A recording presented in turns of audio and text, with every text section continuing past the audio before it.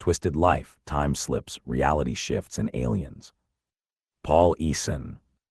Dedication. For Austin. Chapter 1. I haven't had a fire out back in weeks. It's a nice day, and there is a nice change from the amount of wind we have had this summer. So I'm going to get the fire pit ready for tonight when the rest of my friends get here.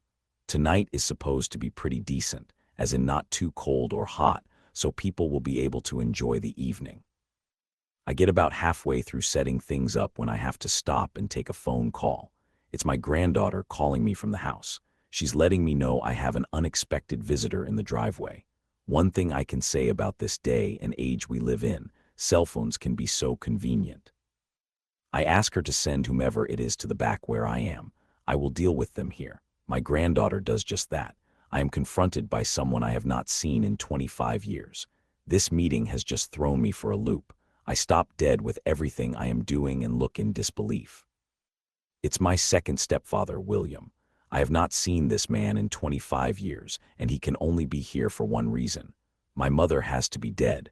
I can think of nothing else that would bring him here, and no, I am not happy about this. Well, hello there, William. How did you even know where I live, and to what do I owe this unexpected visit? I am attempting to be as pleasant as I possibly can. Please have a seat. William takes a seat and says, "Thank you." I offer him a glass of scotch and take a seat next to him. Well, I have the fire pit set up enough that I light the fire in an attempt to take up some of the unpleasant silence. Then I give my full attention to my visitor. After I sit back and light a cigar, I speak again. "You don't have to say a word, my friend. I already know. Your wife Cindy is dead." It takes a few minutes for him to speak, but he begins to talk. "I find it amazing that you already know this. I suppose I didn't need to drive all the way out here then, did I?" "Oh, I think you came out here for more than to simply tell me your wife is dead." Will finishes his glass of scotch. "You are correct about that. More scotch, please." "Help yourself." I get up and add more wood to the fire, then look around to see if anyone else is here yet. "So, exactly why are you here, if I can ask?" "Your mother told me all sorts of things. A lot of them are very hard for me to believe, but she was my wife and I love her, so I never called her on her story. I just listened to what she told me. The funny thing about it is her sister tells me that it is all true, and so does her husband." I sit in my chair for a few minutes without saying a word. I am thinking to myself and trying to decide how I want to go about telling this man the story of my life and how my mother fits into it all. So I take a few more drags off of my cigar, then stand up to play with the fire again. Finally, I make the decision to just tell him. "Fine, William, I will tell you the complete story and hold nothing out of it. I tell you now that everything I say will be the truth. I don't care how far out it sounds. But I ask you one thing, and that is I do not want you to interrupt me unless you need something. Agreed?" "Yes, I really want to hear this. I have been wondering about it now for days." I can tell he is sincere, but just as I am to begin this story, I see someone else walking towards the fire pit. It is my longtime friend, River. This is cool because she is actually a big part of this story, and I am happy she is here. She walks up to me, kisses me on the cheek, then says, "Hello, sweetie." She takes a seat looking at me like, "Who is this guy sitting here?" "This, River dear, is my second stepfather, William. Cindy is dead, finally." "What a shame." I could hear the sarcasm in her voice. "And why is he here?" River can be rude sometimes, but she doesn't mean to be. I was about to tell him our story. My mother told him her version of things, so I am telling him the way it was. I add more wood to the fire, then grab a staff out of the woodpile so I have something to play with while I talk. Then I begin. My grandparents were off-worlders. They came from another world far from here. My mother and her sister are the same. I will not tell the name of the planet they come from, but I will say that they, as in their kind, have been here for a long time. Their species are responsible for reseeding the planet twice after the two great extinction events on this world. However, my father is human, so this makes me a half-breed or whatever. Hell, I don't know. What I do know is that I have never fit in anywhere, and when I try, things just go to hell. First memory, I do remember being inside the womb just before birth. I know no one else ever does, but I do. I can remember not wanting to be here, and I also remember this bright-ass light in my eyes, but I could not see where the light was coming from. Then I could hear the muffled sounds of people talking. It was like trying to hear what is said behind a wall in another room. I was fighting to stay where I was because I knew what was about to happen, and I did not want to go through that shit again. I cannot stop moving out and into the world we are now all stuck in, though. I can hear the woman known in this world as my mother, screaming at the nurse to make sure that she circumcises my ass and that she should take as much skin as she can. I start screaming. William speaks up, and I can tell he already does not want to hear what I have to say. I am sorry, but I have to call bullshit. No one ever remembers being born. Will, I can stop right fucking now. I do remember it, and I said no interruptions. So do I continue? I glare at him, awaiting a response. Okay, sorry, please go on, I will shut up. He has a sarcastic look about him. Fine. Next memory, my best guess is that I am about 6 months old. I am laying in my playpen and listening to music. I am having a conversation with someone I know in my head. He tells me I'm a boy, and I argue with him that I'm not. I was supposed to be a chick this time. Then he tells me to look down at myself, and I do. I am a boy. I start yelling, Aaron, Aaron. That is my mother's name on the other side. She hears me telepathically. Something she says she could only do with me and my sister, but I know better. She walks over to me and says to me, my name is not Aaron, it is Cindy now. Your father should be home soon, so I need to shut this off. He does not like me listening to this music. So she walks over to one of those old-ass radio consoles. To my surprise, the song playing is Go Ask Alice by Jefferson Airplane. Now get this shit. It is 1963. This song was not recorded until 1969. So anyway, she takes the record off the turntable, grabs the record cover, and puts it inside the radio. She comes back over to me. Do not think that I don't know who you are and that I forgot what you did. You are mine now, and I will make your life a living hell for as long as I can. Everything that you say I will tell people is a lie. I don't care what it is. Every time something happens, you did it. I am the adult and you are the child, so people will believe me and not you. I remember nothing else from that moment.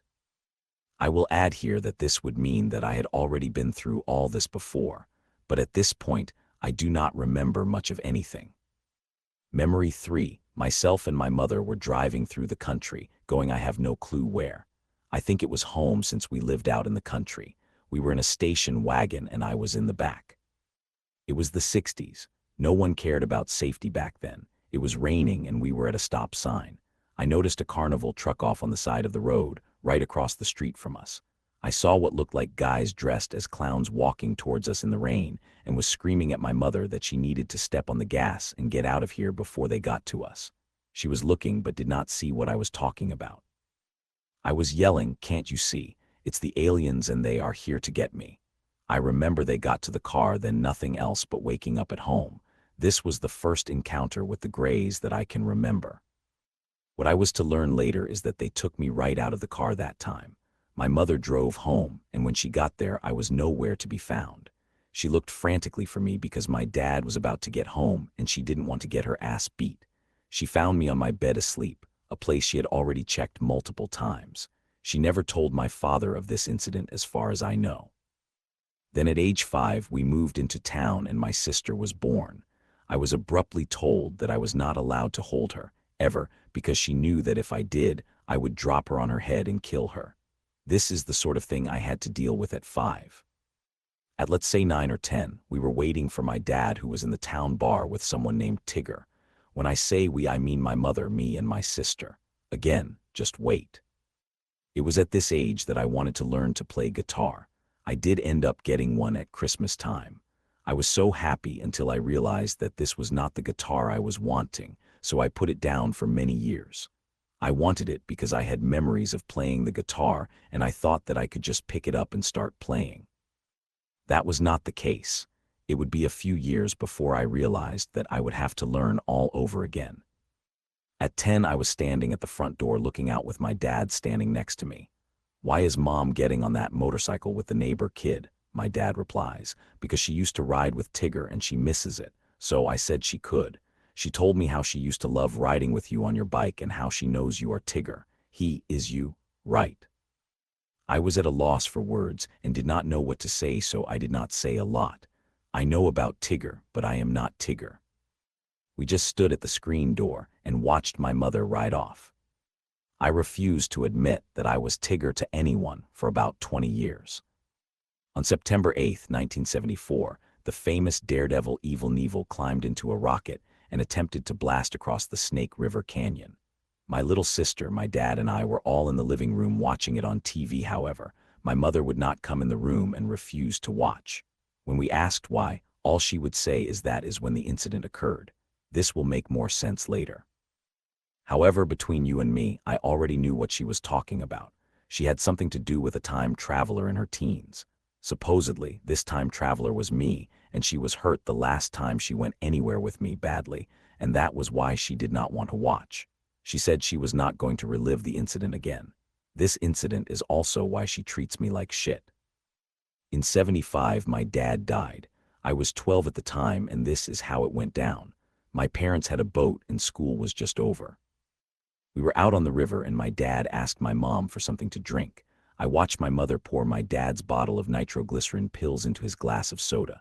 My dad had a heart problem. She had my sister take the soda to him at the same time. He was on the radio with his friends on the harbor patrol. He took a few sips of his drink and fell over on the windowsill of the boat. At 12, I did not understand what was going on till after the fact. He died, and because the police witnessed this part of the event, they said it was a heart attack. There was no autopsy. My mother had just gotten away with murder. Just after the funeral, I was sent away for about 2 weeks to stay with my best friend who had moved away. I forgot everything I had witnessed until much later in life, which was the intention of sending me away. I had a lot of mixed emotions about this since he was sitting right next to me when he went to the other side. Also, I was happy I would not have to put up with his strict ass anymore. I did not know that things were about to change for the worse and throw me for a loop. 6 months later, my mother was secretly starting to go out with my dad's best friend, David, who lived right down the street from us. They were married inside of a year. In my mind, it was confirmation to me that my mother did not love my father. It was also around this time I started to become my own person. I also started to remember who I was and why I was here on this shithole planet again. I had a lot of unfinished crap that needed to be taken care of. Will, you were David's best friend, weren't you? It seems to be a pattern with my mother. He just glares at me but says nothing. Anyway, I was a typical teenaged kid. However, my life was anything but typical. I grew up in children's homes. One home was the doing of my parents. One was my doing. I could not take the abusive crap, so I checked myself into a home, and they kept me after learning what I had gone through. Ready for this shit? After my mother remarried, my stepfather insisted that we all go to this new church, and we did. I did not have a say, even though everyone in the family knew I did not believe in God and wanted to stay home. When I was 13, my stepfather and the reverend from this church said they wanted to take me to an old airport to watch the remote-controlled planes and stuff that they knew I was into. It was supposed to bring me closer to the adults, they said. A sort of bonding moment, if you will. We never made it to the airport. Instead of going to do this thing that was planned, all three of us ended up at this cheap motel. I will not go into details about what happened, but they both had their way with me sexually. Later, I found out my mother knew where we were going and what happened but did not care. When I tried to bring it up to her, she called me a liar. Then things got really bad for me. Though the sex thing never happened again, I was denied food and sleep and forced to stay in my room. It was that way from then on out. I was never allowed to leave the house alone either, with the only exception of school. In my later years, I could not even have a friend or girlfriend call on the phone or visit the house without my mother calling them every name in the book. They made sure I was alone. Now you understand why I left and checked into a children's home. I did have a few girlfriends in high school. The problem was I could only have anything to do with them while I was in school, so we would skip classes and do stuff then. Needless to say, this was not enough for the girls, and we would break up over it every time. Not to get sidetracked, but I do need to tell you a few things about the children's home in Maumee. I was happy when that place closed down. There was so much going on there to hurt kids. The place closing down meant that would stop. However, I will tell you about the home at the end of my story, not now. I don't need you to be confused. I graduated high school in '81. I got no graduation party or I am proud of you or anything like that. I got 2 bags of groceries and the first month's rent paid on a room. I was told to get the fuck out. This I gladly did, but it took me a while to understand why the bullshit did not stop. As it turns out, my mother would call me, acting like she was concerned about me, and I would tell her that I found a new job or whatever. The next day I would be fired for no reason. After I figured out what was going on, I never told her where I was working, or much of anything for that matter, because she would get me fired every time I did tell her. Oh, and to top it all off, I ended up being diagnosed with epilepsy. My mother did not believe anything was wrong with me. She said I was just trying to get attention. Then, a few years later, when I was in front of a judge for a speeding ticket and had a seizure, she had no choice but to acknowledge what was going on with me. That was some bullshit, if you ask me. Oh, and the alien thing. It kept on happening throughout my childhood years. They would just come and take me to their ship, and I would be missing for a few days. My mother and stepfather, and also my dad, knew when he was alive, knew what was going on. They knew what was going on, but they knew they couldn't do a thing about it, so life just went on. They would just lie about where I was or say I was sick or whatever. In those days, no one checked up on stuff like that. It was not like it is today. I should also tell you about the friend I talked to in my head a lot from when I was younger and all the way through my 20s. To this day, I do not know who he really was, but he would help me when I got into trouble and guided me through stuff. However, if I listened to him at other times, he would end up getting me into trouble. He also was the one who talked me into getting into the occult. That was just a glimpse into my childhood, and since I do not wish to bore you, I will stop here. Now a fast rundown of the next 20 years. My first few months of being 18 were wonderful for me. Freedom. I got a job at a record store and met a girl who I considered a girlfriend named Brandy, but she thought I was more of a friend with benefits thing. I had trouble with that, but it was only because I had never experienced anything like it before. Needless to say, it didn't last long because I was an idiot. In the spring of when I was 18, I went to Florida. I hitchhiked the entire way there. My life was shit and I wanted a change. I had lost a very cool job and my place to live, and at the very least, I wanted to be picked up by someone who would end up killing my ass since I was unable to do it myself for more reasons than you might think. When I came back to the suburbs of Toledo, I met my first girlfriend, who really was a girlfriend I actually got to have regular sex with. We were only together for a little over 2 or 3 years. May have been longer, I don't remember, but in this time we had twin girls and, from what I understand, later a boy. The girls were 1 year and 10 days old. Cindy, my girlfriend/wife or whatever the hell she was to me that day, decided to leave and go to her brother's. I was told she would be back. Well, she didn't come back, so I walked to her brother's house 5 miles away and asked what was up. She told me to get out and that we were done with our relationship. So I left, but I only took the clothes on my back so I would have the excuse to come back later. Unbeknownst to me, she went back home that night. I ended up spending the night at my friend's house, and in the morning, we all were woken up by the sound of Cindy beating down the door. I went out of the trailer to find out what was wrong with her. All the neighbors that were up at this time of the morning could hear me go off, yelling, "Just what the hell is your problem? I thought you wanted me gone." Cindy replied in a pissed-off voice, "Trisha is dead and it's all your fault." Trisha was the younger twin. This took me off guard. I mean, what a fucking way to be told your child is dead. Just what the fuck are you talking about? Are you high? I think you are lying to me just to fuck with me. She said no, that she wasn't lying. I said I didn't believe her and told her to fuck off and went back inside. I called my mother. She would know the truth, and for once I thought she would tell it. And she did. Yes, my child was indeed dead. I was devastated. My friends asked me what that was all about, and I told them. Of course, they did not know how to act after being told something like this. So they just said they would give me some time to digest all this, and they walked into the other room. All this was very hard to wrap my head around. All I had was guilt in my head. I should not have left the house. I should have been there for the kids. I was so depressed I could not get off the couch all that day. I won't go through it all here, but this is what happened. You can't make this shit up. Cindy told everyone, the cops, EMTs, I mean everyone, that Trisha was asleep, and somehow, while sleeping, the child had gotten her head stuck between the crib slats. This worked for her until the autopsy was done.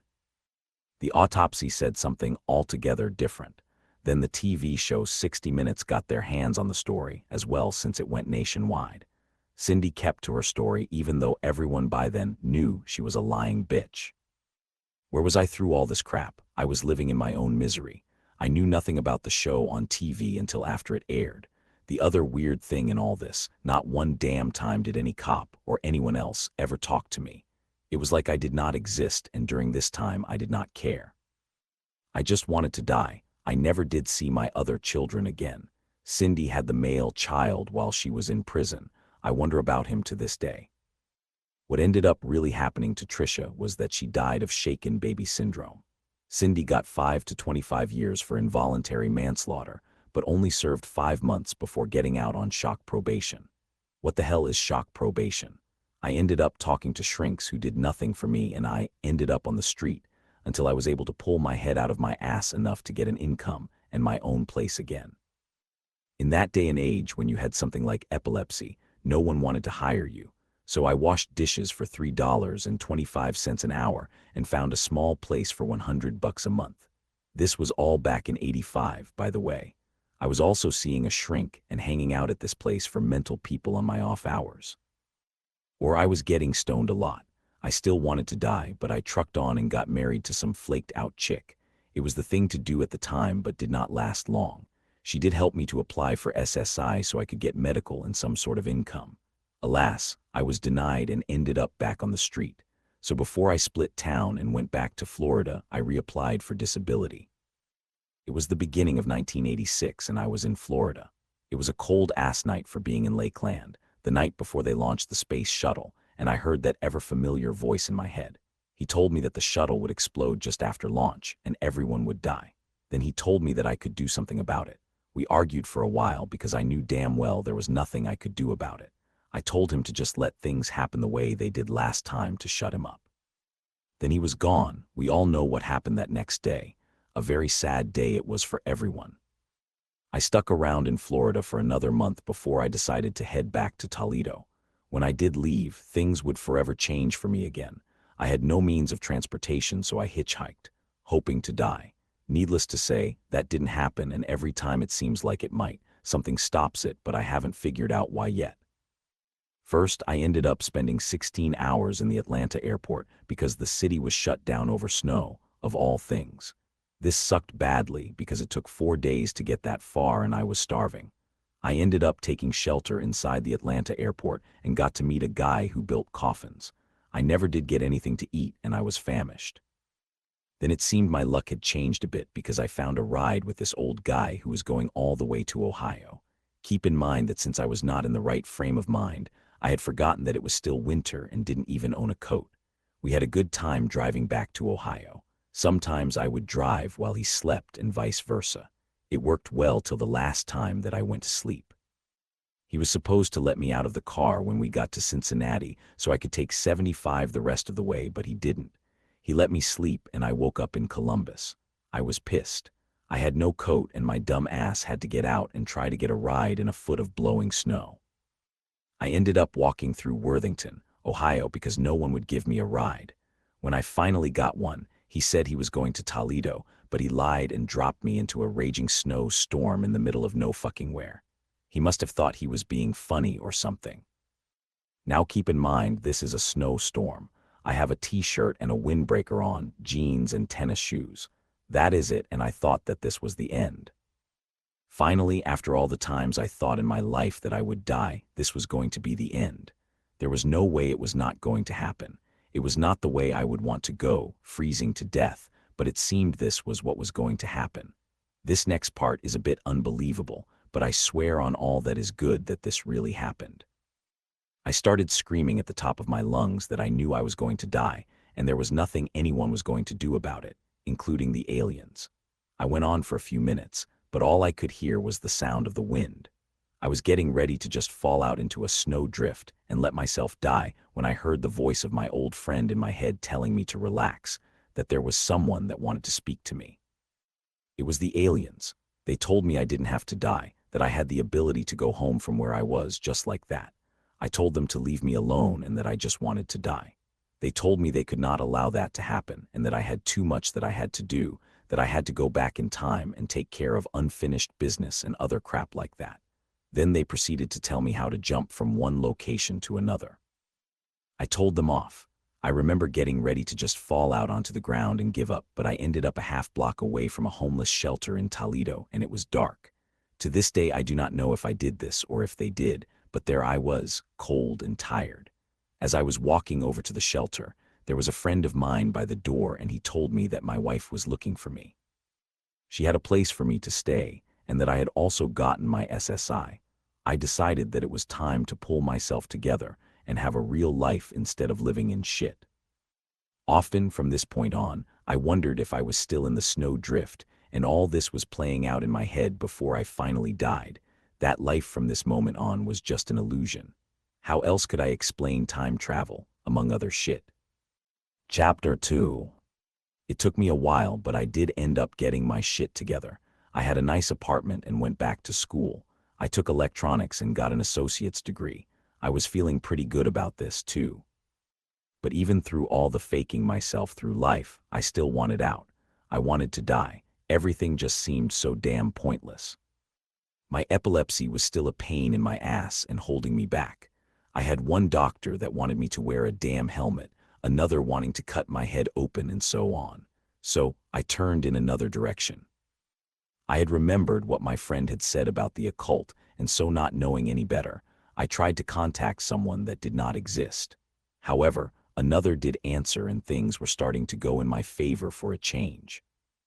I did not realize at the time it was the aliens pretending to be a god. They took my epilepsy away. Though things like this are best kept secret, I will tell you the outcome. Life got better. My epilepsy was gone, and I finally had gotten into a good spot in life. I met a girl that I ended up living with. She was about 5 years older than me and had 3 kids. This relationship lasted about 10 years, and I thought this girl would be the love of my life, until we parted ways, both agreeing it would be best because we were no longer compatible. She had turned born-again Christian, and I could not deal with that. When we parted, it messed me up pretty bad for a few years until I could get over myself. How did I get over myself? The occult. I was at wit's end in life once again. Though I won't go into detail, I will tell you that the occult allowed me to become a better person. It taught me how to take responsibility for myself and how things were no one's fault but mine because everything in my life is my doing. I was now a pagan and learning how to make things go my way for a change. To hell with what people said about how life was supposed to go.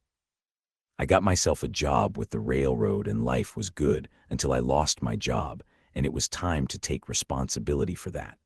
I had fucked my life up, not anyone else, and the only one I could blame was me. Now I was living with a few friends in the same apartment because it was cheaper that way. All I had in life were my clothes and a few other things, including my motorcycle. It seemed to keep coming back to me even though I would sell it when times got too hard. We all are into the cult movie thing, and life was what it was. Then me and my friend River shared living space. We started talking one day and told each other how we knew one another, even though in this reality, it was the first time we were in each other's lives. We finished each other's stories about the memories that we had about our lives together, things we clearly remember doing, but in this life had not done yet, like me playing music for a living and River singing the songs. River was this scrawny redhead who had the temper to go along with her hair. She was about 5'6", and if she turned sideways and stuck out her tongue, she would look like a zipper. She liked to live the gothic lifestyle, and she was a free spirit. We were close, but in a friend-only sort of way. I forgot to tell you about me at this time. I was 6 feet tall. I wore mostly black, had long hair, and was never seen without my leather jacket or trench on. I rode a 750 Yamaha because it was so much cheaper to own than a car. This was where life got interesting for me. I also have to add that everything I am about to tell you is the truth. Whether you want to believe it or not, it did happen. This is the first time I am telling this story to anyone. I tell this to piss off the fucking praying mantis-looking bastard aliens that think they can just fuck with someone's life like it's okay.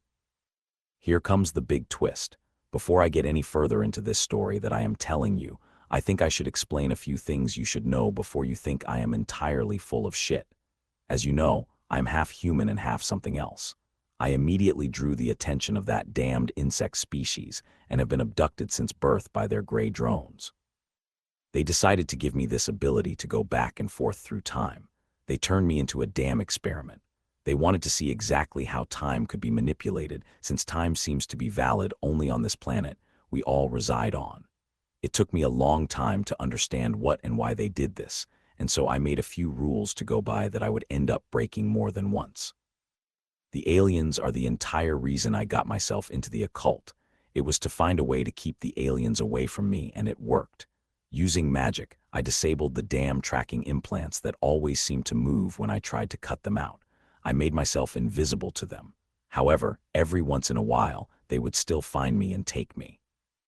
I am a high priest in the occult, a Reiki master and healer. I am also a time traveler. At this point in my life, I was around 35. Or I should say I looked 35 and told people I was 35. Remember what I told you about the snowstorm and how I should have died but didn't? I have been abducted throughout my life, and the ability of my time travel and reality slipping is the aliens' doing. It's like I am a fucking lab rat. During the time that I was living at Rivers, I went to places like the War of 1812, but I was there in 1811. Since I spent several months there, the Commodore was a good friend of mine. Tesla and Einstein were good friends as well. As it would turn out, I learned a great deal from everyone I would go to visit and become friends with. However, learning to keep my mouth shut about things was a challenge at first, but I had no choice but to do so. I might add that I was with Tesla the day he died.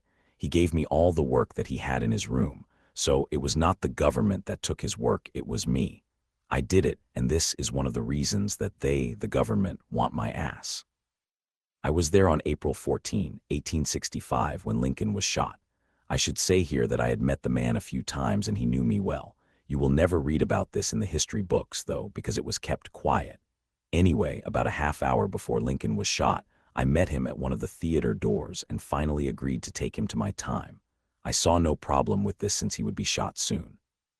So I brought him to 2010, where he was very disappointed with things in our time.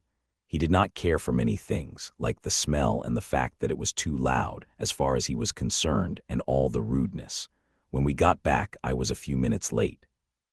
I wanted to tell him not to go to his box alone, but kept my mouth shut and bid him a good night.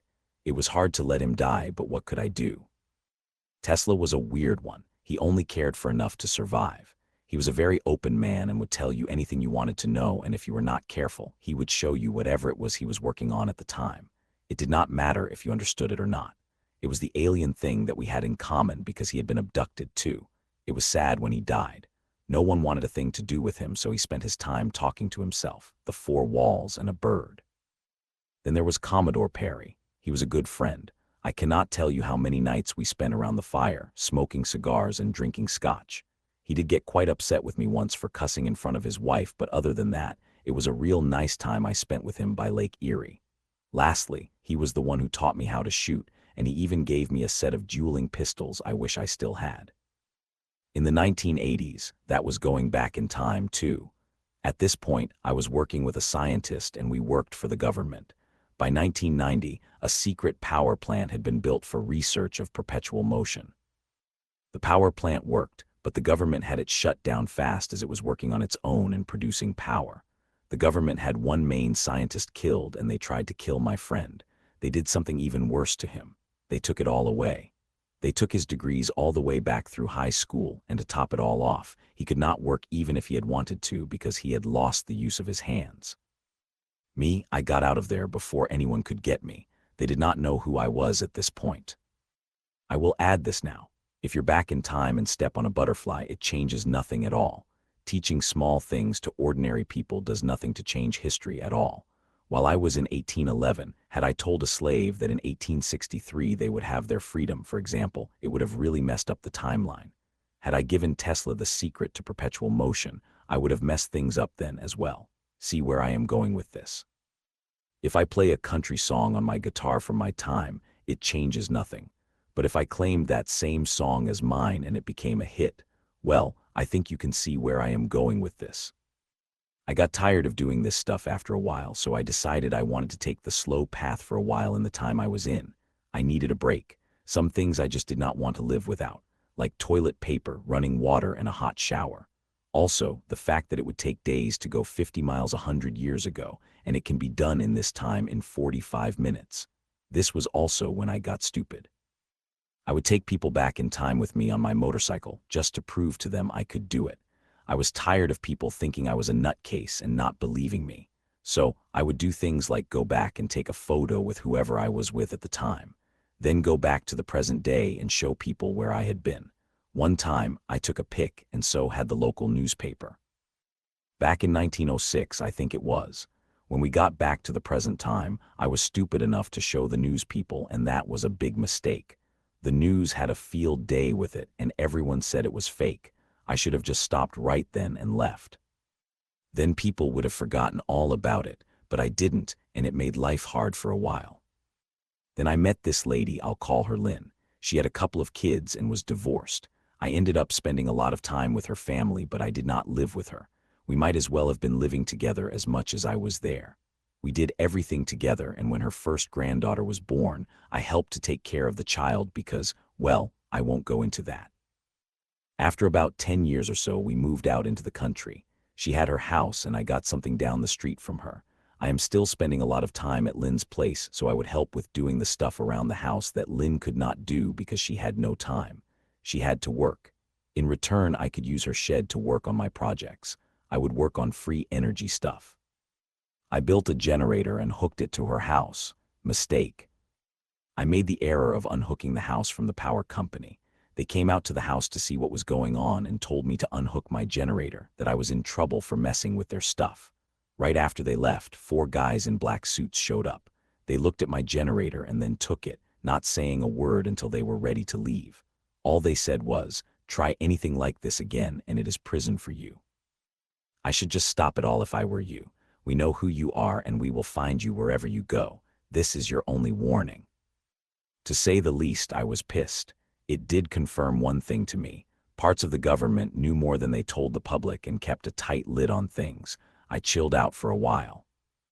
River was also with me during this time, and she told me this whole power thing was a bad idea.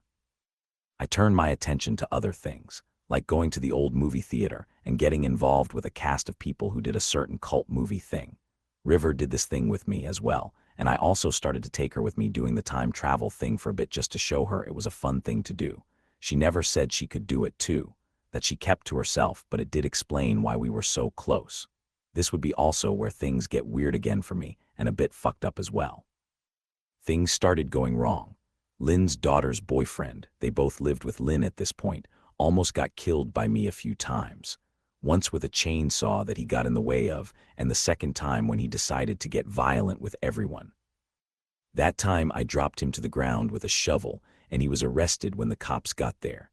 He was an ongoing problem for a long time.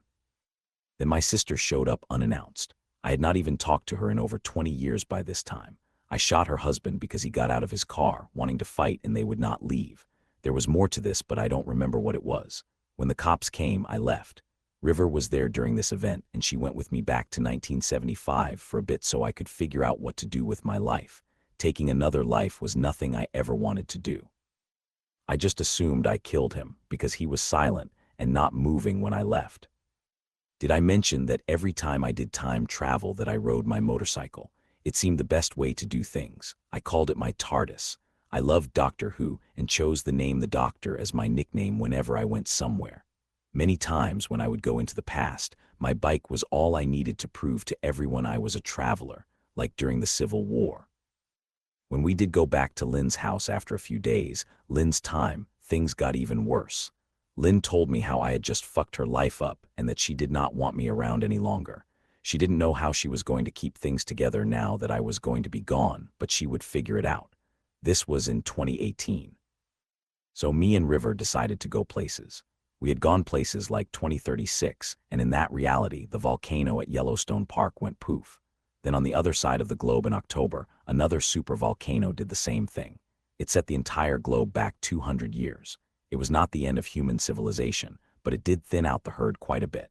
We left this time when things got too much to deal with, and we both hated the cold from the small ice age that ensued. 2019 came and something called COVID-19, a coronavirus, was manufactured and released. In 2020, they claimed a global pandemic, and the entire globe shut down and then again before year's end. All this for a virus that only kills 10 people in every 1,500. Yet no one had it in them to see what was really going on, that this supposed pandemic was about control and not a disease. However, things got out of hand, and the mutated virus did things that ended up killing off almost everyone. The vaccine didn't do anything to help matters either. I should note that what I had just told you about is the same reality where Yellowstone blew up. We were now in a different reality. I left yet again. I went back to 1958. I had memories of living at the Commodore Perry Hotel. Built as a luxury hotel in 1927, this was one of the most extravagant buildings in downtown Toledo at the time, so I went back there. As I walked into the front revolving door and started to climb the stairs to the restaurant on the second floor, the doorman spoke to me. He talked to me as if he already knew me. He told me everything was left as it was per my instructions, and that I was living in the building next door, the Secker Hotel. This was a mind fuck at first because I was there for the first time as far as I was concerned. All I could think to do was just go with it and see what happened. This was going to be a strange ride. Back to what I was talking about. The doorman had told me I should go check on my room, make sure everything was the way it should be, and then come back over to where we were talking. So I did.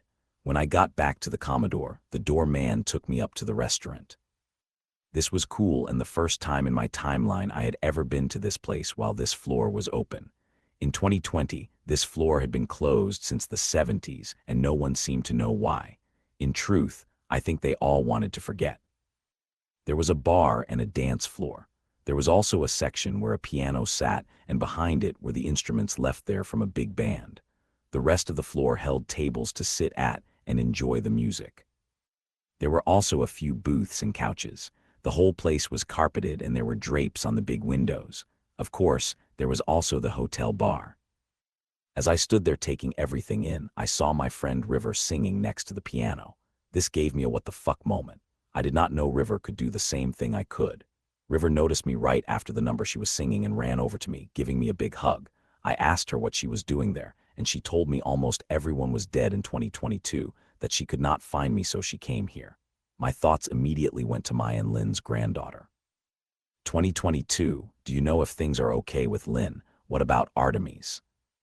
River got really quiet after I asked this. Then she told me to follow her. She took me to the side so she could talk to me with no one listening in. I am so sorry, Tigger. They are all dead. The CV vaccine killed them. I fell to the floor, and from that moment on, things were never right with me. I asked in shock about the vaccine. She explained to me that after I left to come here, CV cases had exploded around Thanksgiving, and in the rush to come up with a vaccine, mistakes were made. Furthermore, they forced everyone to get the vaccine or people would not be allowed to go back to work or do anything else for that matter. So people did just that. Most people believed in the governments of the world and never dreamed that harm would come from taking it.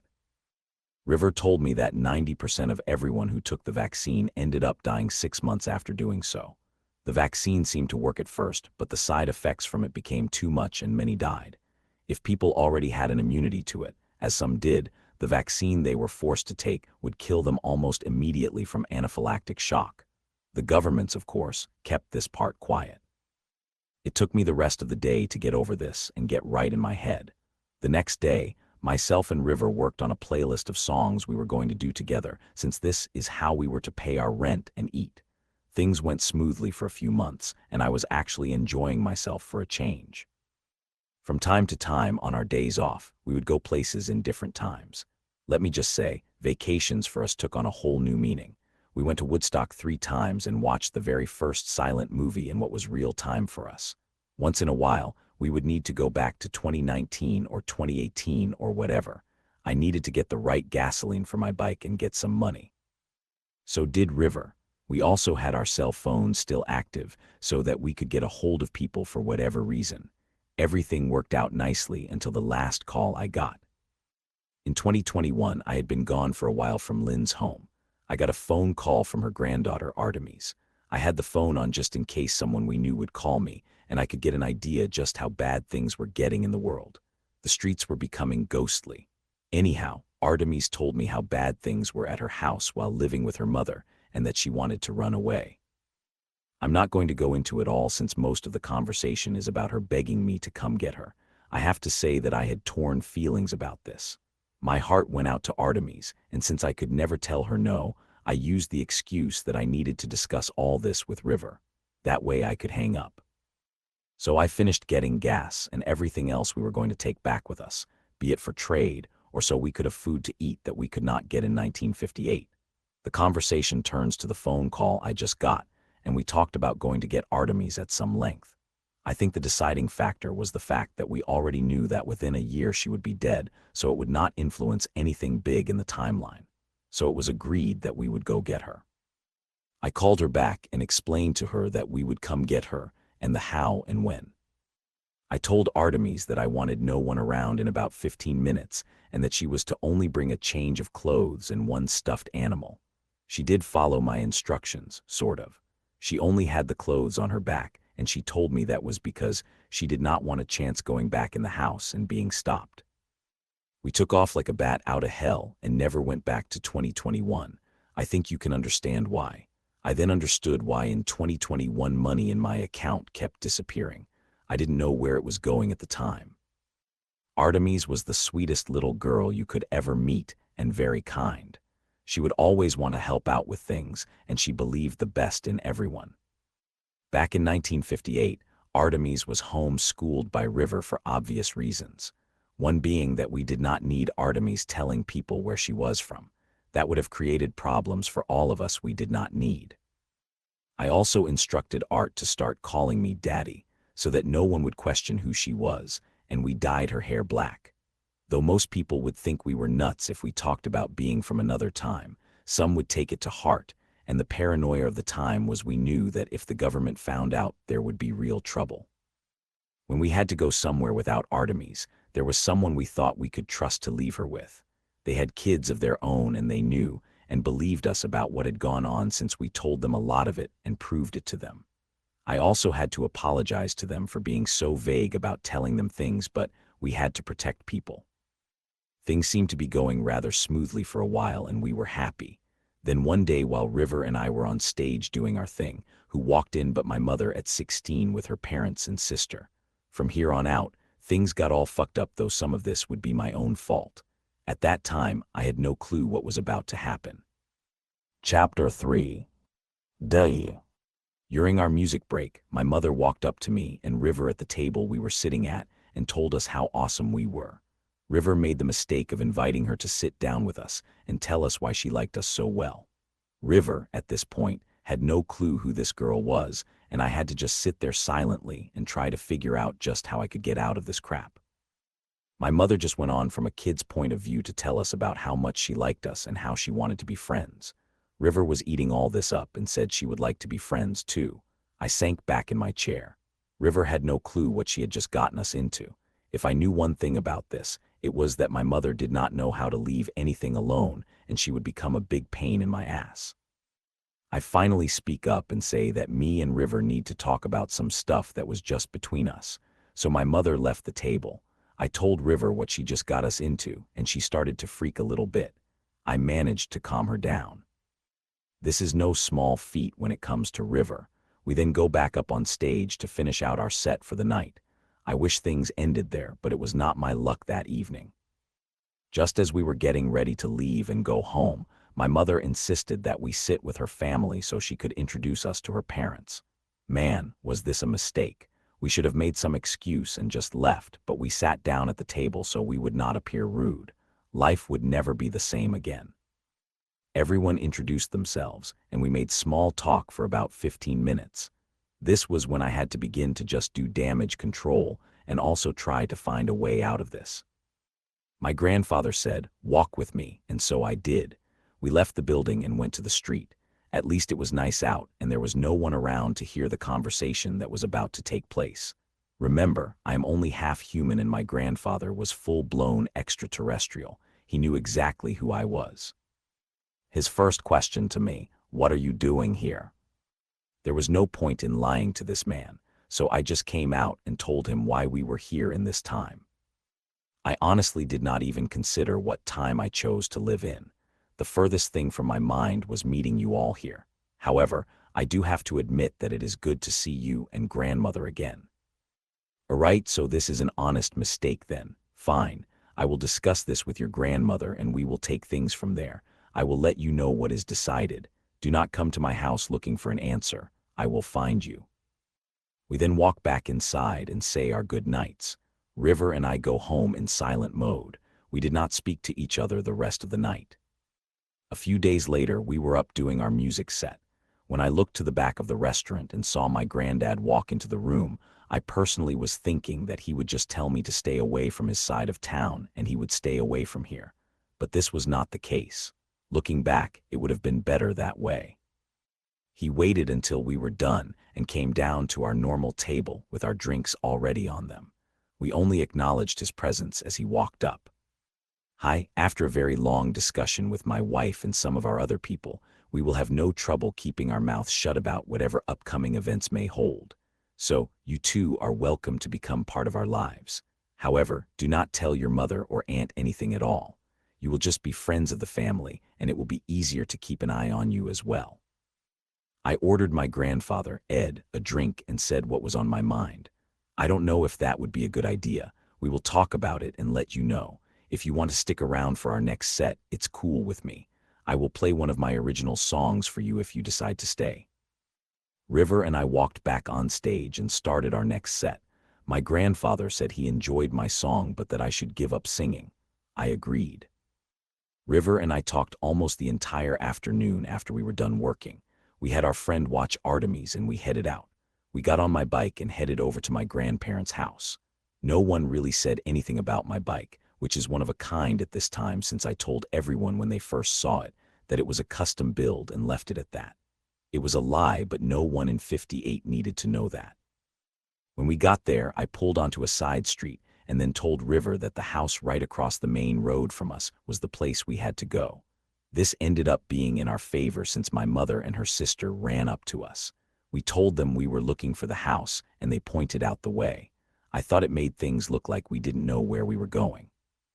To my surprise, their house was not finished being built and the family is living in this huge garage. After all the polite welcoming and so forth, my grandfather said that since I was there, I could help with working on the house. It was a bit much for Ed to do all on his own. I did, and we had a wonderful dinner that my grandmother made. Her name was Vera. I miss her cooking. This sort of thing went on for a few weeks. We would visit on the weekends and even took Artemis with us a few times. I thought it was a good idea to take Artemis because she was having a hard time adjusting, and sometimes she would get homesick bad. This worked out pretty well until Artemis let it slip to my mother that we were from a different time. This caused some issues for us all. She still had no clue who I was but had threatened to go to her dad about what Artemis said. I didn't want to get into shit with my grandfather before I was even born, so I had to come up with something fast. I offered to take her someplace in a different time just one time to shut her up. She accepted, and this would become the biggest mistake of my entire life. The first place I took her was to 1929 so that she could witness the Great Depression. I thought this could be an educational thing for her at the time, and it was. It was also a fuck-up on my part. When we got back to her home, I learned that she was a liar even back then, not just from when I was growing up. She told me that if I did not take her places when she wanted, that she would tell her dad what I had done. All I knew was that I needed to talk to River to see how to get out of this one. I didn't want to go anywhere with my mother. I wanted to just stop joyriding through time because I knew at some point that nothing good would come of it.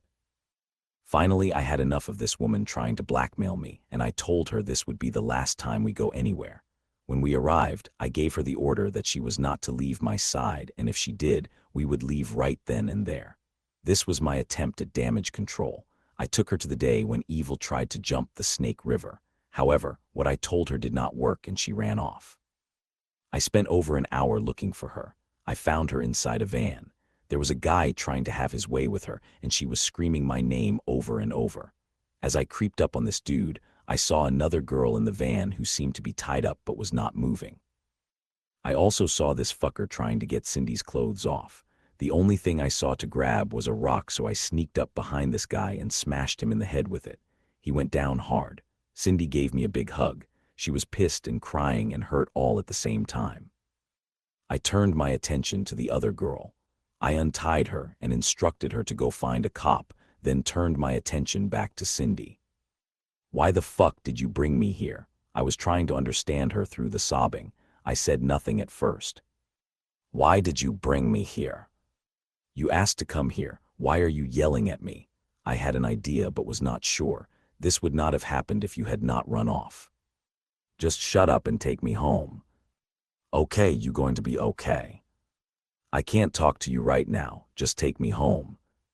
"I told you to stay close to me. I told you not to run off, so what happened?" "Just shut up and go." When we got back to the house, Cindy was still not talking to me, so I yelled for River and we went home. When we got home, River said she noticed something was wrong with Cindy and asked me about it. I did not want to answer, so I told her that I didn't want to talk about it, and we just went on with our day. The next day we went back over to see Ed and the rest of the family.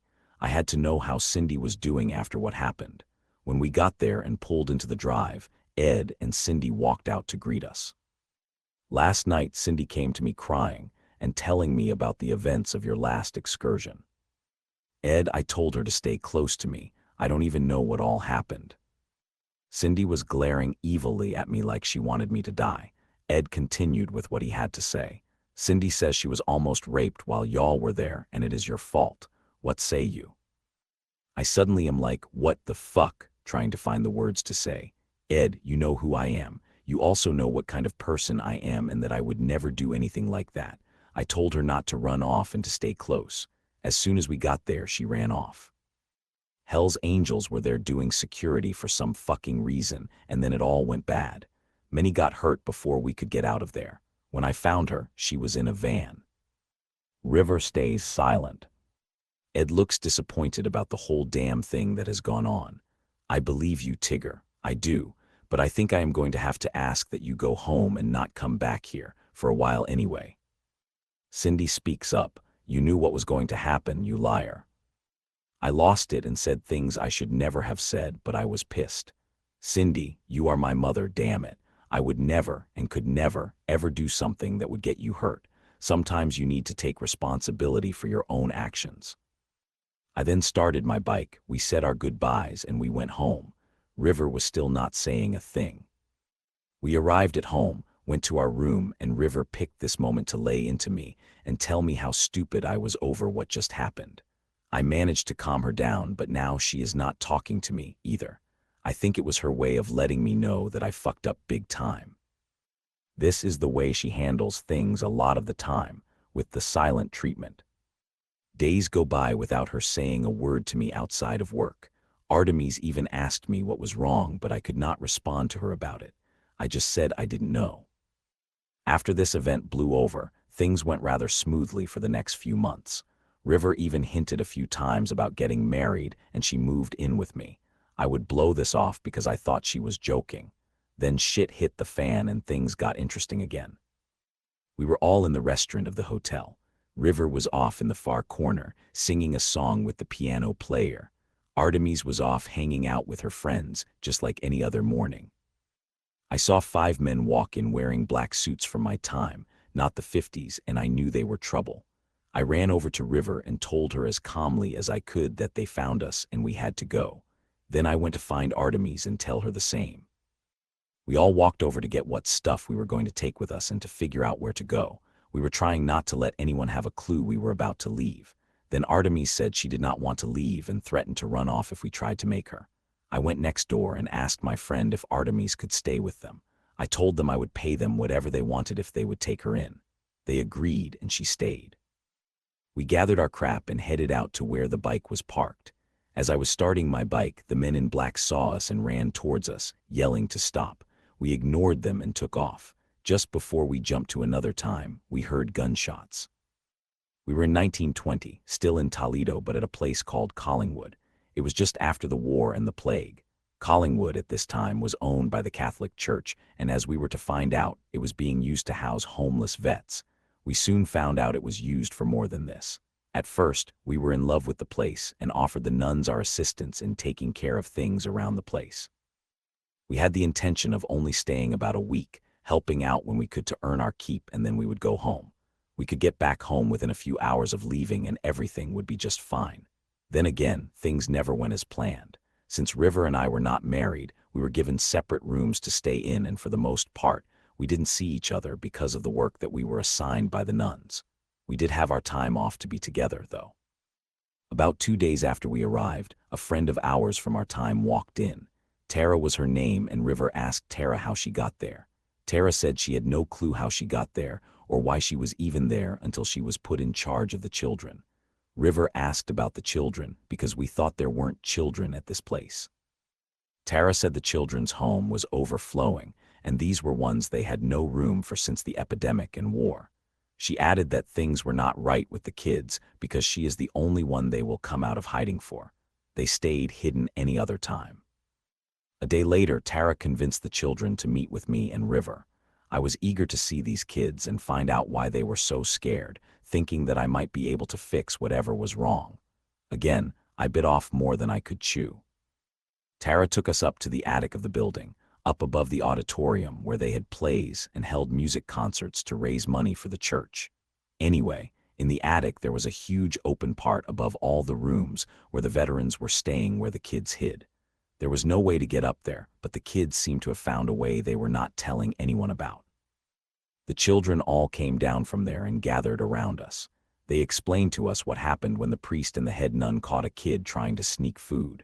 The nun set things up as an adoption of the child, but really the priest sold the kid into slavery most times, or the sex trade. He did not care. He just wanted the money. The kids also told us that sometimes, at certain times of the year, the priest would catch a kid and no one would ever see them again. They thought he was using them in some sort of ritual sacrifice. Without saying a word, me and River looked at each other, and in unison we told them that we were going to fix it and no one would hurt them anymore. How we were going to do this, we hadn't a clue at the moment, but we committed ourselves, so we had to do something. Me and River agreed we would get together that night and talk about it. We told the kids they would see us soon, and we went back downstairs to finish up our work. A few days later, we met with the kids again. We told them about a children's home we could take them to in the middle of the night that was just over the border in Michigan, and that they would be safe there. As safe as they could be in a children's home in that day and age. As we were going down the main stairs to the kitchen, the head nun stopped us and informed us that we had until the end of the week, and then they would not be needing our services any longer. We just got kicked out. But for what? We speculate that somehow they knew what we were up to. So I decided to step things up a bit without informing River. I found the priest who was up in his room and planned to call him out on his shit. As I am standing outside of this priest's room, I hear the man on the other side say, "Come on in, Tigger, I have been expecting you." So I enter and stand just on the other side of the door I close behind me. He is sitting at his desk, and he invites me to take a seat. I prefer to stand, thank you. As you wish, he says in a quiet and creepy voice. He continues, I have to ask, sir, just what do you think you are going to accomplish by coming up to see me? I know why you are here, and it is not because Mother kicked you out. Forgive me for being blunt, but I suppose I should get to the point. I lean over his desk. I know what you are doing to the kids, and I want you to stop. Oh, and just what do you think I am doing? Before you reply, I should caution you with what you are about to accuse me of. He is still talking all creepy and also acting like he has the upper hand. I back off a tad and lay into him. I know you are selling the children to whomever wants them, be it into slavery or human trafficking, and hiding behind the church to do it. I also know about the rituals you are doing. That ends now, too. He stands and walks around the desk towards me, admitting to it all. Yes, Mr. Tigger, the great time traveler, or should I say doctor? Oh, I know who you are. I know everything about you. I am selling off these worthless kids. As to the other things you think I am doing, that is my business, and you will stay out of it, or else. He then sat back down. Before I can say anything else, he said, You have been warned. Please close the door behind you. I started to head out of the room and then stopped. I remembered a spell that was taught to me once by an old hoodoo woman, and I cast it on him. This should have made him think he was having a heart attack, but surprisingly, it did nothing. I do hate it when people don't listen to me. Don't say I didn't warn you. He snapped his fingers and I felt a big pop in the top of my head. I thought I could hear it happen as well. I got a bad headache and felt like I didn't know where I was or what I was doing. It lasted about 30 seconds. Now maybe you will take your leave of me, and you might want to hurry. You would not want anything to happen to your Artemis. That was unexpected. I had never met my match in magic. I was thinking I have to find River, but to my surprise she was on the other side of the door, listening in with the head nun. The guy threatened Artemis and part of me believed him. River said that by the look of things, she took it that it had not gone well. I just gave her a nasty look. I just got my ass kicked, I said. What, how? I tried doing a spell on him and he countered it, doing something to my head. I am still having trouble focusing on what's going on. He also said something about Artemis. Oh damn, how did he know anything about Artemis? River asked, surprised. One of two ways, I think. Either he went in my head and found out about her or Tara told him. What do you think? That bitch, River said, horrified. We got to my bike and rode off. As we did, we could hear one of the kids yelling out of the window, "What about us?" I had no choice but to ignore them. Chapter 4. T. One time I wished the aliens were around, but they weren't. We kept going everywhere but back home. 1974, then 1936, and then 1927. On and on, we couldn't seem to get home. We knew that the priest did something to me. He messed with my ability to slip into whatever time I wanted to go to. This was getting on both of our nerves. So I asked River if she could help me in any way, and it turned out that she was able to. We were now back in the beginning of 1960, and from what we can tell, we have been gone about 2 weeks. The thing that sucked was we ended up all the way across town, in what at that time was the boonies. As luck would have it, we got halfway to the hotel and the bike died. It didn't take too long to figure out that I was almost out of gas, and I had to turn the reserve on. We also decided that it was time to leave here and find a new place and time to stay. Things were just too slow and boring here. We were here, but just like always, nothing went as planned. So we were running all over the damn hotel looking for Artemis, but everyone said they had not seen her in days. I went next door to talk to the guy that I left Art with to watch her until we got back. As luck would have it, he was home. He informed me that he threw her out a week ago because she did not do what she was told. I politely told him that Artemis had better be okay or his ass was mine. I found River in the restaurant of the Commodore. She was standing next to a false wall where she heard fighting and a girl screaming to stop. I heard it and yelled at everyone else in the restaurant. What? Are you all fucking deaf? You people cannot tell me you cannot hear what is going on. No one said a word. They just stood there with their heads up their asses. I grabbed a chair and smashed it apart on the floor, then used part of it to go through the wall. When we got inside this old room, River headed over to Artemis, and I took off after the black kid that ran off as we entered the room. This kid had just hurt my little girl, and if I got a hold of him, I was going to kill him. River was kneeling over Artemis on the floor. Sweetheart, what happened? Why are you even here? Daddy's friend, Mr. Williams, threw me out. Artemis was really weak, and it was hard for her to speak. What? Why would he do that shit for? River was trying to hold back her anger for Artemis' sake. He said I was lying to him about doing what he told me to do when I wasn't lying. His daughter said she did it when she didn't, and he believed her and kicked me out. He said he didn't care what happened to me. She was now having a real hard time breathing. Where is Daddy? At this point I returned to both of them, but I did not think Artemis knew I was there. He is here, honey. He will be here in a minute. I tapped River on her shoulder to let her know I was there. Look, honey, here he is. Art looked up at me and took her last breath. River and I embraced each other and began crying uncontrollably. I regretted taking off after that kid and knew this would haunt me for the rest of my days. Some time passed before we came out of the hidden room and through the broken wall. When I got out into the main room carrying Artemis in my arms, I saw about 20 people standing there. All of them were silent, just looking stupid, and I went off. Just what the fuck are you all staring at? Y'all gathered around here being nosy and you didn't even have the gumption to be bothered to see what was going on or to stop it. Did anyone bother to even call the cops? You know what? I kept getting louder and louder, fighting with myself to keep the tears back. I think you all need to just go the fuck home. As a matter of fact, I think this place is now closed permanently. And if anyone tries to reopen this place, I don't care when it is, this place will burn to the ground. Try me and see what happens. I was so hurt and pissed. Me and River walked over to my room next door. I placed Artemis on my bed and began stroking her long black hair. I had been doing this for quite some time. It was far after midnight. I finally got up off of the bed and instructed River to cut off my hair. She asked why, and I told her I had been shamed. She grabbed a knife and did what I asked of her. When she was done, she asked me what to do with the hair. I told her I didn't care, so in the garbage it went.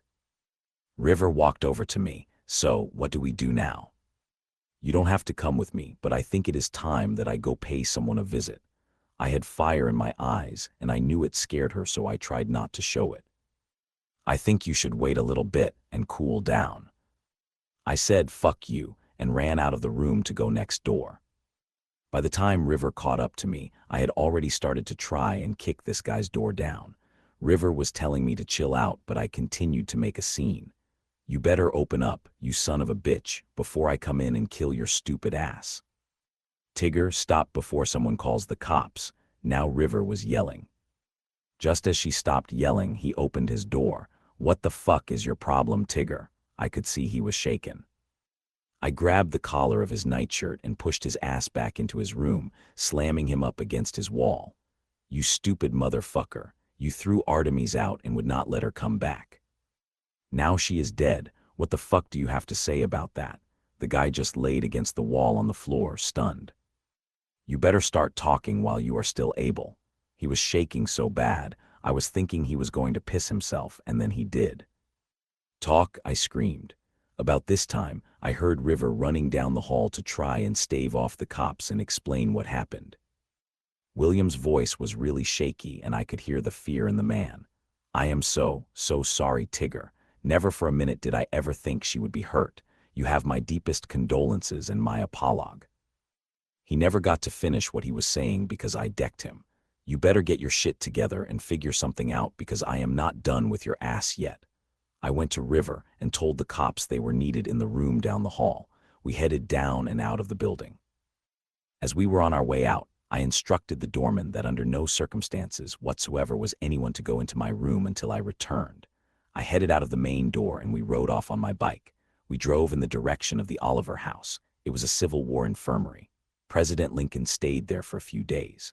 River asked where we were going, and I told her we were going to see Lincoln and get him to change his mind about freeing the slaves. She said I was out of my mind and to stop. I ignored her and kept going. I was far from being in my right frame of mind at the moment. Just before we slipped into 1859, River said she wanted to go home, and I stopped the bike. I remembered we needed gas and spotted a gas station across the street, so we pulled in there. We will go home as soon as I am done doing what I intend to. River's attitude flared up. No, I mean home. What, you want to go back to 2023? Yes, I don't think I can put up with you like this. I want to go home and pick up whatever is left to pick up after all the crap that went on, but take me to 2025. It should all be over by then. Okay, but we are going there first. I don't think it will take long. He already knows who I am. She said, fine. Then she clammed up on me and I could get nothing else out of her. When we pulled up to the building, we were greeted by some military personnel that were quite confused by the method of our transportation. It took me a while to explain what an iron horse was. I had to come up with an elaborate story about it and said that it was a classified government project. I was sort of proud that I could pull that story out of my ass. The soldiers finally told us that Lincoln had left only the day before and told us the direction he was going. They said we could catch up with them somewhere down what would become Route 51.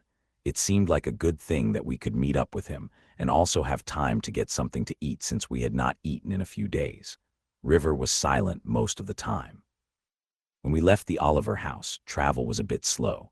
Ever try to ride a motorcycle down a wet dirt road? It took almost 45 minutes just to make it through what little there was to the east of Toledo. We kept riding down future Route 51, but could only go about 10 miles an hour at best. I hoped we could meet up with someone or find a place to stay the night before it got dark. River was still silent.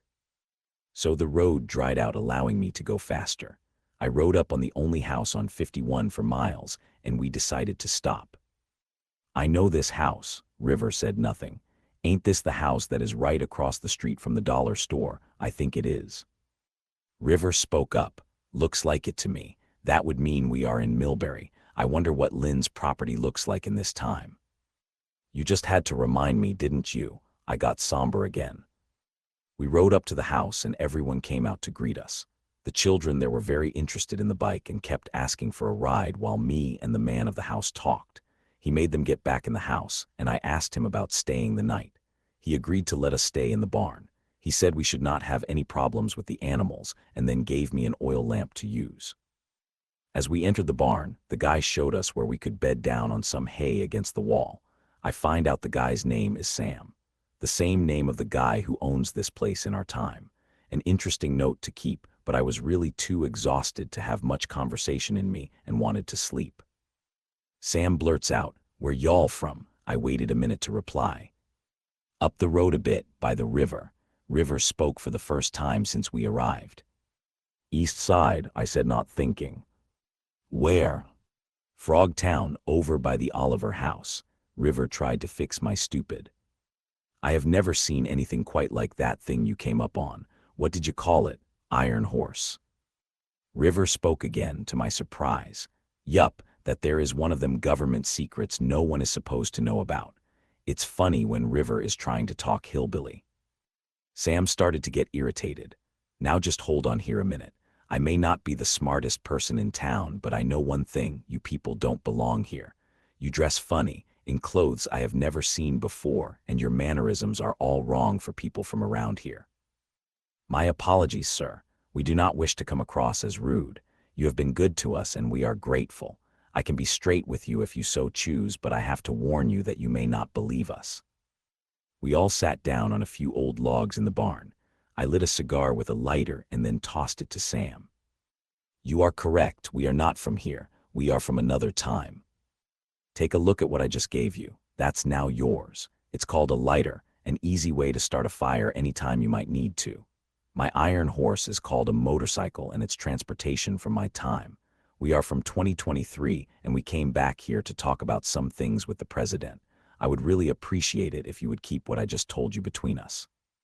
Sam got up and walked to the door. "I am going to have to talk to my wife about this. You can stay here tonight." "I can keep my mouth shut if you like. Not like anyone would believe me anyway." He walked to his house and went inside. We heard him yell as he went in the door, "Martha, you're not going to believe this." Glad that's over with. All I want to do is sleep. River laid down on a blanket I had in the bike's saddle bag. I laid my head down, wishing I had a real bed to sleep on. 3 a.m. came much too early. Sam's damn rooster woke both of us up in a way that, had I had the money to replace the bird, I would have ripped its face off and gone back to sleep. I had forgotten that this was a farm and farms had chickens. If there are chickens, there are roosters. So this was not a good morning for me. I lit the oil lamp and took it upon myself to break the silence between us. "Do you want to go back with me when we are done here, take care of Artemis and get your stuff? Or do you just want to go to 2025? River was quiet for a few minutes. She was having a hard time waking up too. "Do you really want to talk about this now, dear?" "Yes, why not?" "Fine, I think we should leave here now and go back and not worry about doing whatever it is you want to do." River, I could tell, was trying to be nice about what was on her mind. "But," River cops an attitude. "I'm talking, shut up and let me finish. I get how you were all fucked up in the head yesterday. I was too, but I really think it is time to leave here. Yes, I want to be there to take care of Artemis. Why would you even think you would have to ask me that?" I sat there in the hay and thought about my reply. If I said this wrong, River would flip out on me. "I'll tell you what, I will take what you say under consideration.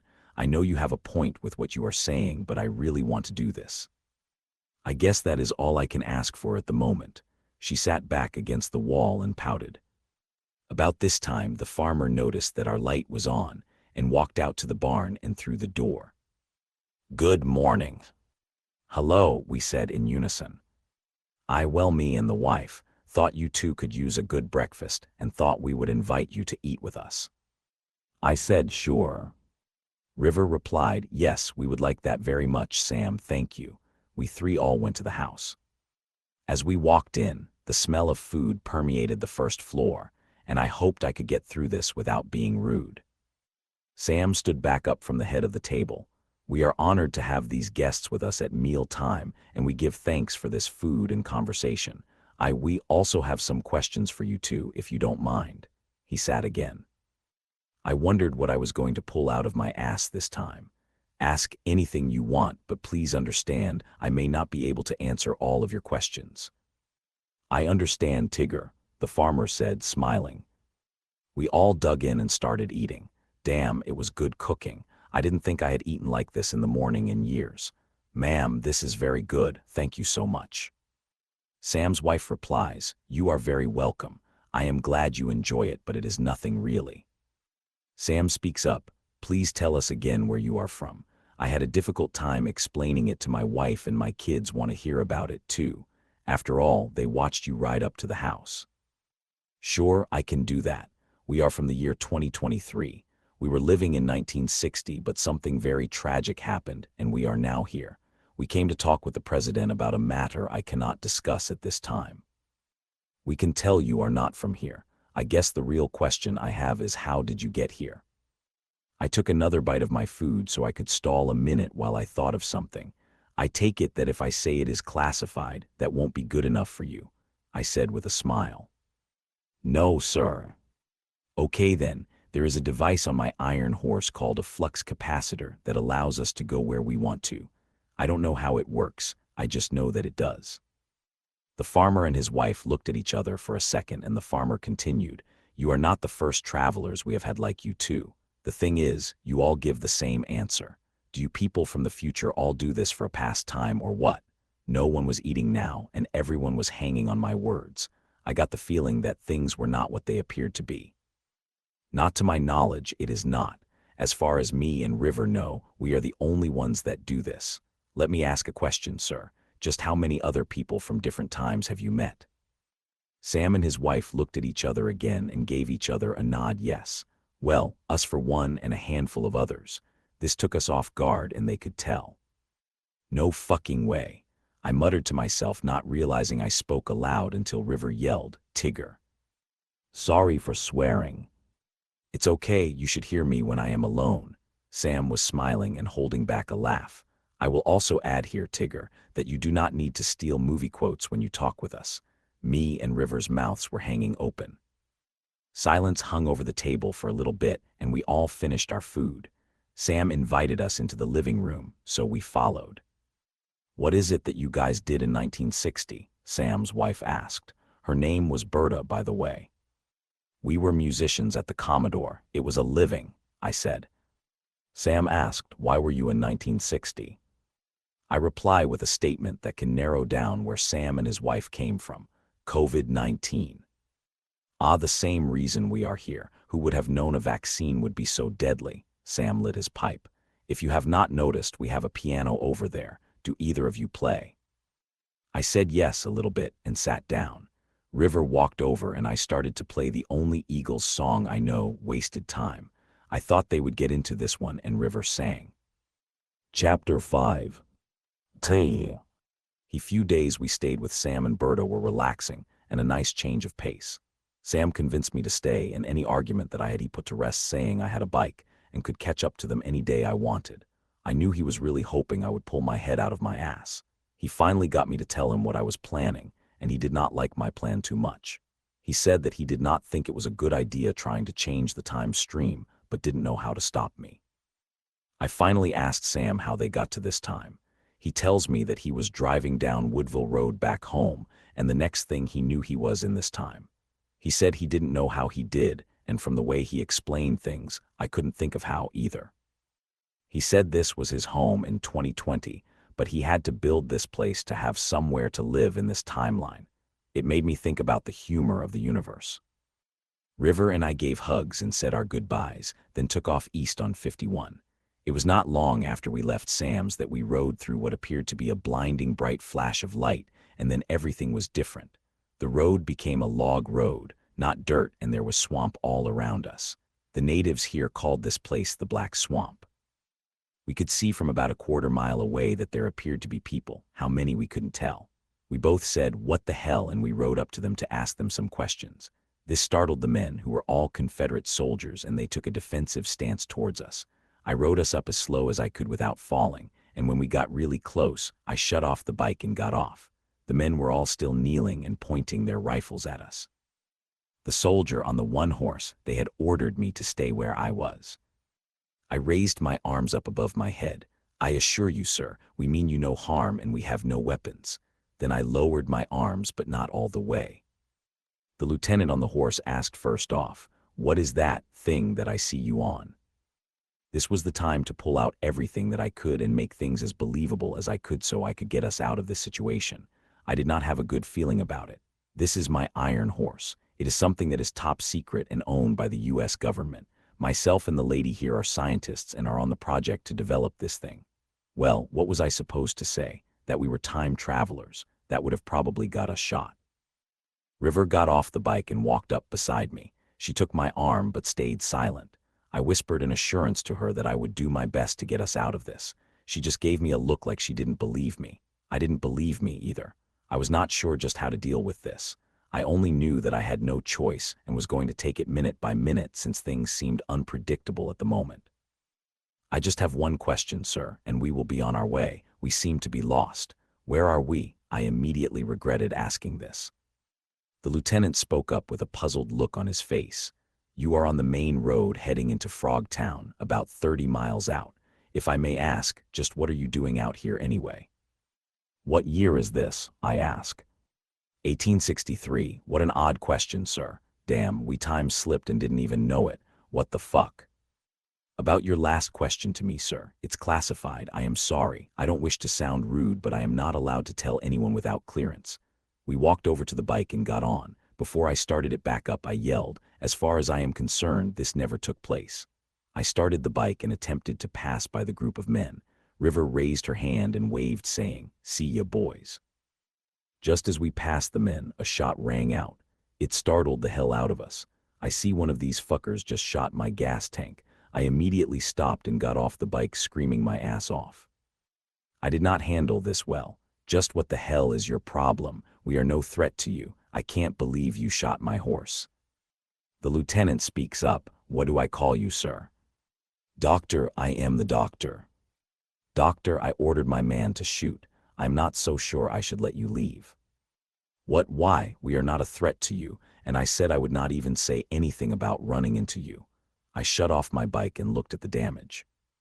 The lieutenant climbed off of his horse and walked over to me. "Do you realize that you may have just stranded us here?" I knew he knew I was angry.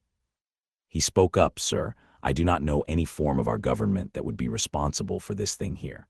He was pointing at the bike. "Furthermore, I do take you for a threat because I cannot tell how this would even work in the fashion that it does, and it looks like something out of the future. Maybe this guy wasn't as stupid as he looked." River chimes in, "The future, that is just preposterous." I look at her. "Yeah, what she said." The lieutenant turned to walk away and gave his men the order to relax. I proposed that we all take a few minutes and talk about our situation over there in the clearing. His men all walked over to where the lieutenant ordered them, and we reluctantly joined him. We all found somewhere to sit, be it a rock, a log, or the ground. The lieutenant remained standing and began to ask me questions about us, demanding answers. Basically, he decided that he would turn himself and his men around and go back to where his regiment was supposed to be. He said he would let his commanding officer decide what to do about us. We were prisoners.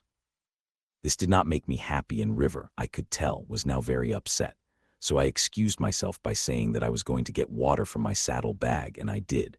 I had lied about being unarmed. Well, sort of lied. Neither River nor myself were carrying a gun.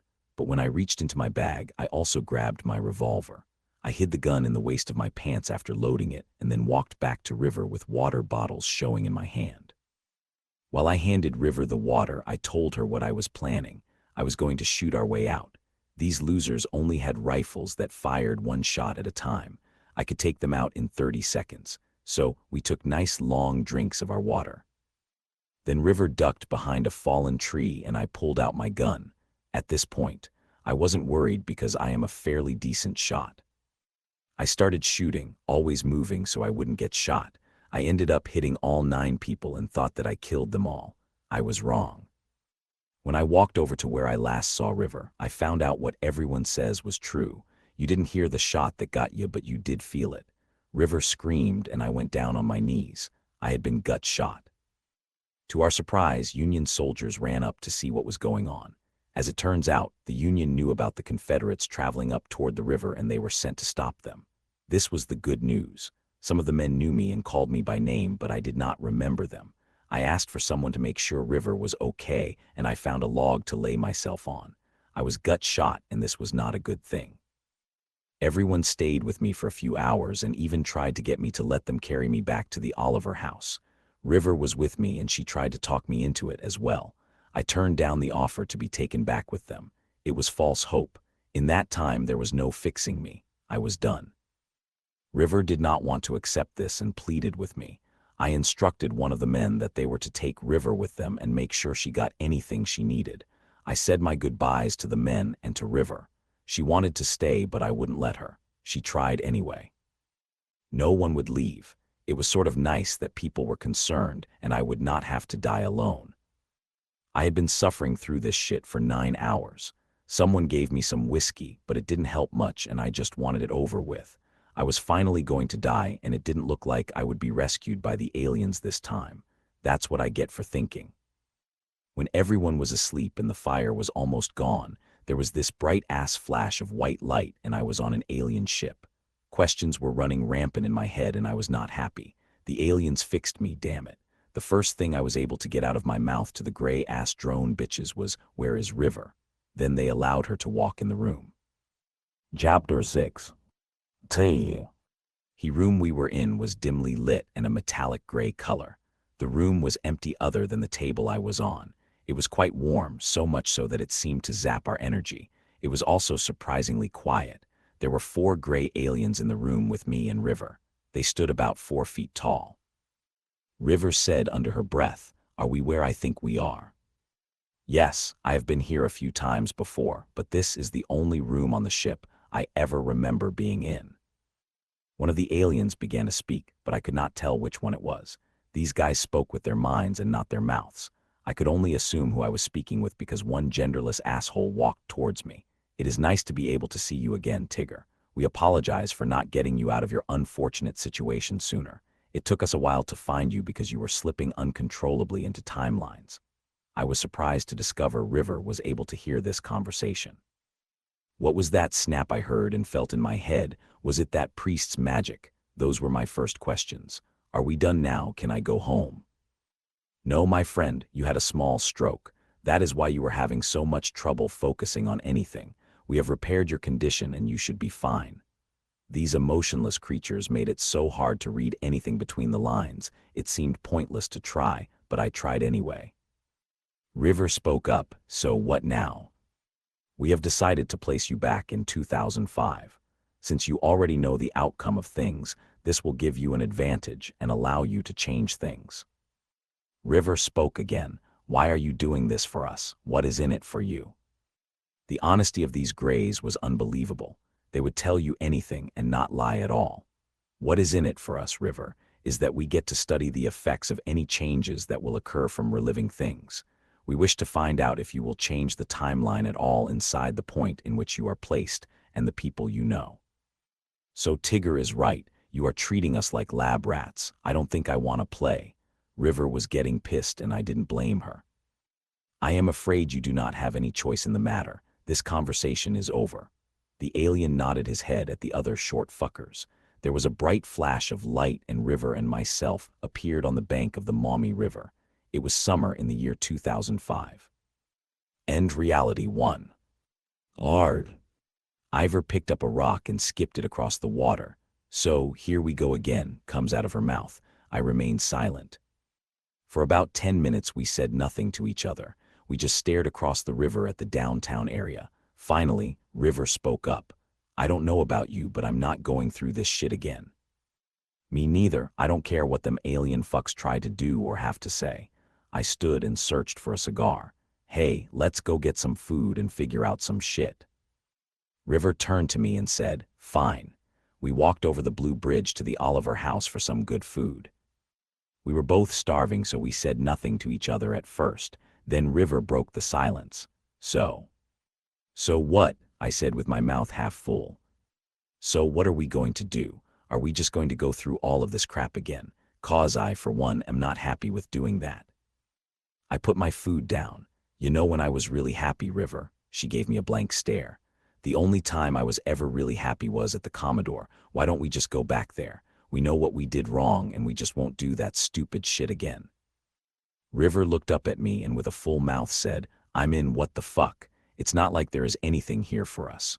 Oh yeah, before I forget, I keep meaning to ask you, why do you go by Tigger anyway, Mr. Paul? What, you haven't figured that one out yet?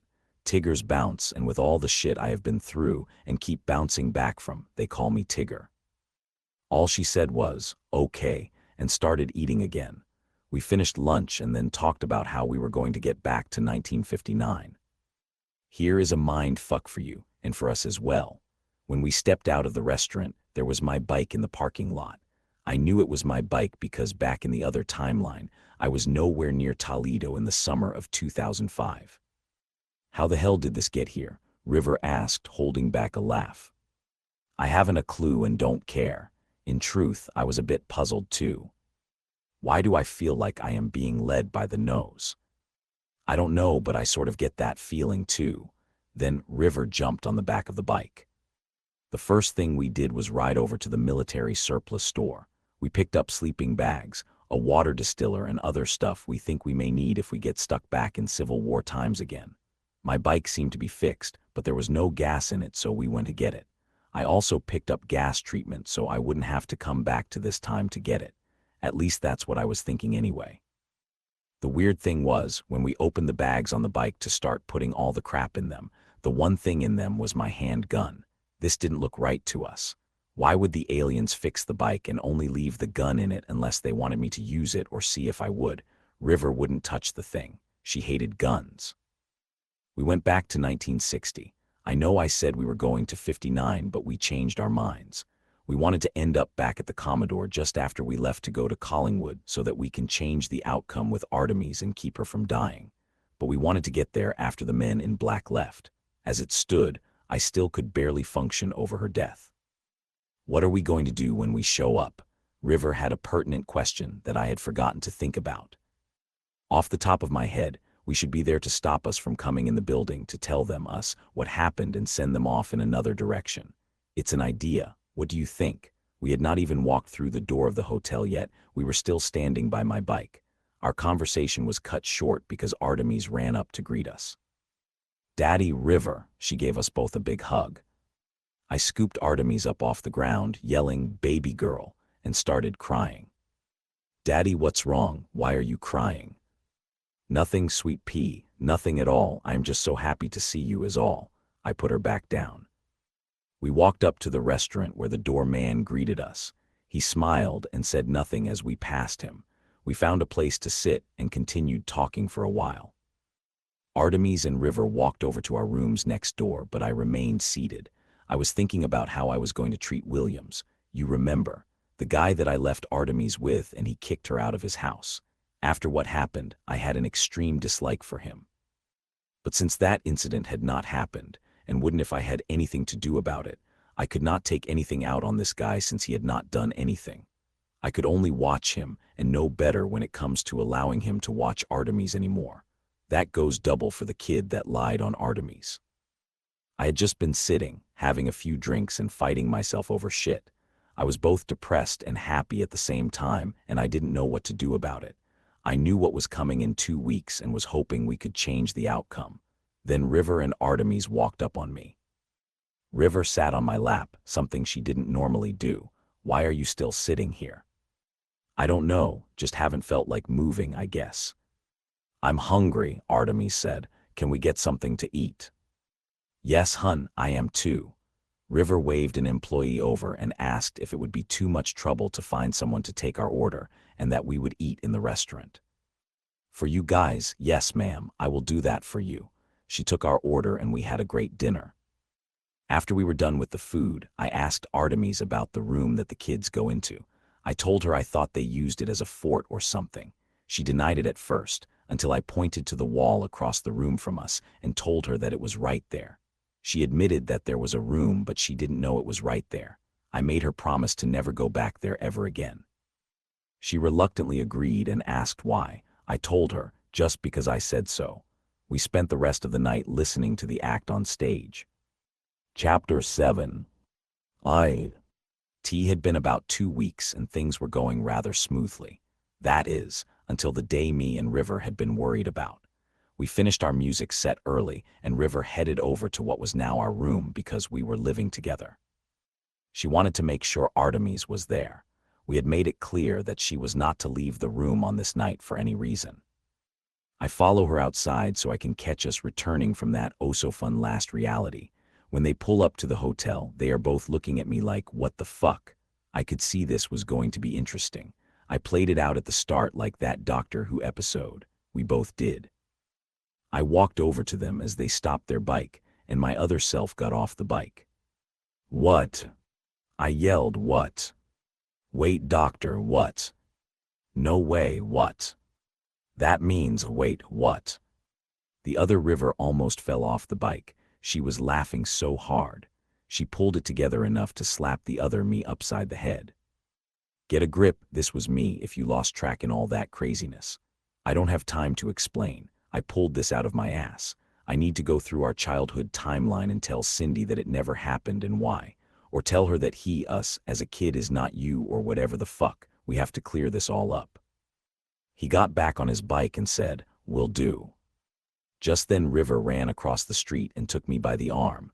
We have to go, now. I looked back at them as I was being pulled and said, okay, bye. We passed the doorman on the way inside. He said, what the hell? I yelled back at him, me and River both have twins. He said nothing after that and just looked puzzled. Artemis is not in our room. River was frantic. Damn it. We ran up to the wall just like before, listening to see if we could hear anything going on. We heard screaming and yelling from 2 people. We also hear fighting. Time to break the wall again. Let's just hope. River grabbed a chair and smashed it into the wall, breaking through it. We're coming, Artemis, just hang on. Artemis was laid out on her back on the floor, grabbing her arm and crying. We asked her what happened, knowing what had taken place. Betty came over and talked me into coming here to play. She said she already talked to you and that you said it was okay, Daddy. She was here for a little bit and she left. She said she would be right back. Then this boy came in and tried to have sex with me. I beat his ass like you taught me to. My arm really hurts. River, check on that fuck stain over there. She did, but didn't say a thing. I could tell by the look on her face he was dead. Is he okay, River? Artemis was genuinely concerned. I told her not to worry about it. We would take care of this, and all 3 of us walked out of the hole in the wall this time. River and I were so happy that things worked out this time. We never considered that it changed the entire timeline, but then I don't think we cared either. There were about 20 people out here in the restaurant, all gathered around acting concerned. The doorman said he called the police. I thanked him, then gave River a look. River and Artemis are still crying over this event. It was very loud in the restaurant, and I told the doorman that we would be outside getting some air. He nodded, giving me confirmation that he heard me, and we walked out. Let's get the hell out of here for a while. I don't want to deal with the cops just yet, River told me as I lit a cigar. Yeah, me neither. This can only end up being a mess. River gave me a kiss on the cheek, grabbed Artemis' hand, and headed over to the bike. Sounds good to me, I agreed, and we rode away from downtown. We intended to go to the park down by the river in the south end near the zoo. We wanted time to relax and think about what we wanted to do next. This was all great, and we were having a good time riding until there was a flash of light, and we were back on the road where I was shot. This time my bike stalled out and would not restart. Them damned aliens, I yelled. We pulled off to the side of the road and could see the Confederate soldiers about a quarter mile up the road. I looked around to see if there was a place we could hide, but there was none. There was only a clearing next to us off the road, so River and I pushed the bike over there. Daddy, where are we? I didn't answer her. River, this time let's do something a bit different. How long did it take the Union soldiers to get here last time? About 3 hours. Why, what are you thinking? Get off the bike. I'm going to hide it over here in these trees and we can just hang out over here, hidden, and hope they walk past us. I opened my saddle bag, took my gun out and put it in my waistband. And if they don't? River was not enthused over this idea. Can we stall them until the Union gets here? About 10 minutes later, one of the Confederates walked into the clearing. Yes, Lieutenant, they are here. They all walked to where we waited. Well, what do we have here? You folks are a long way from anywhere, ain't ya?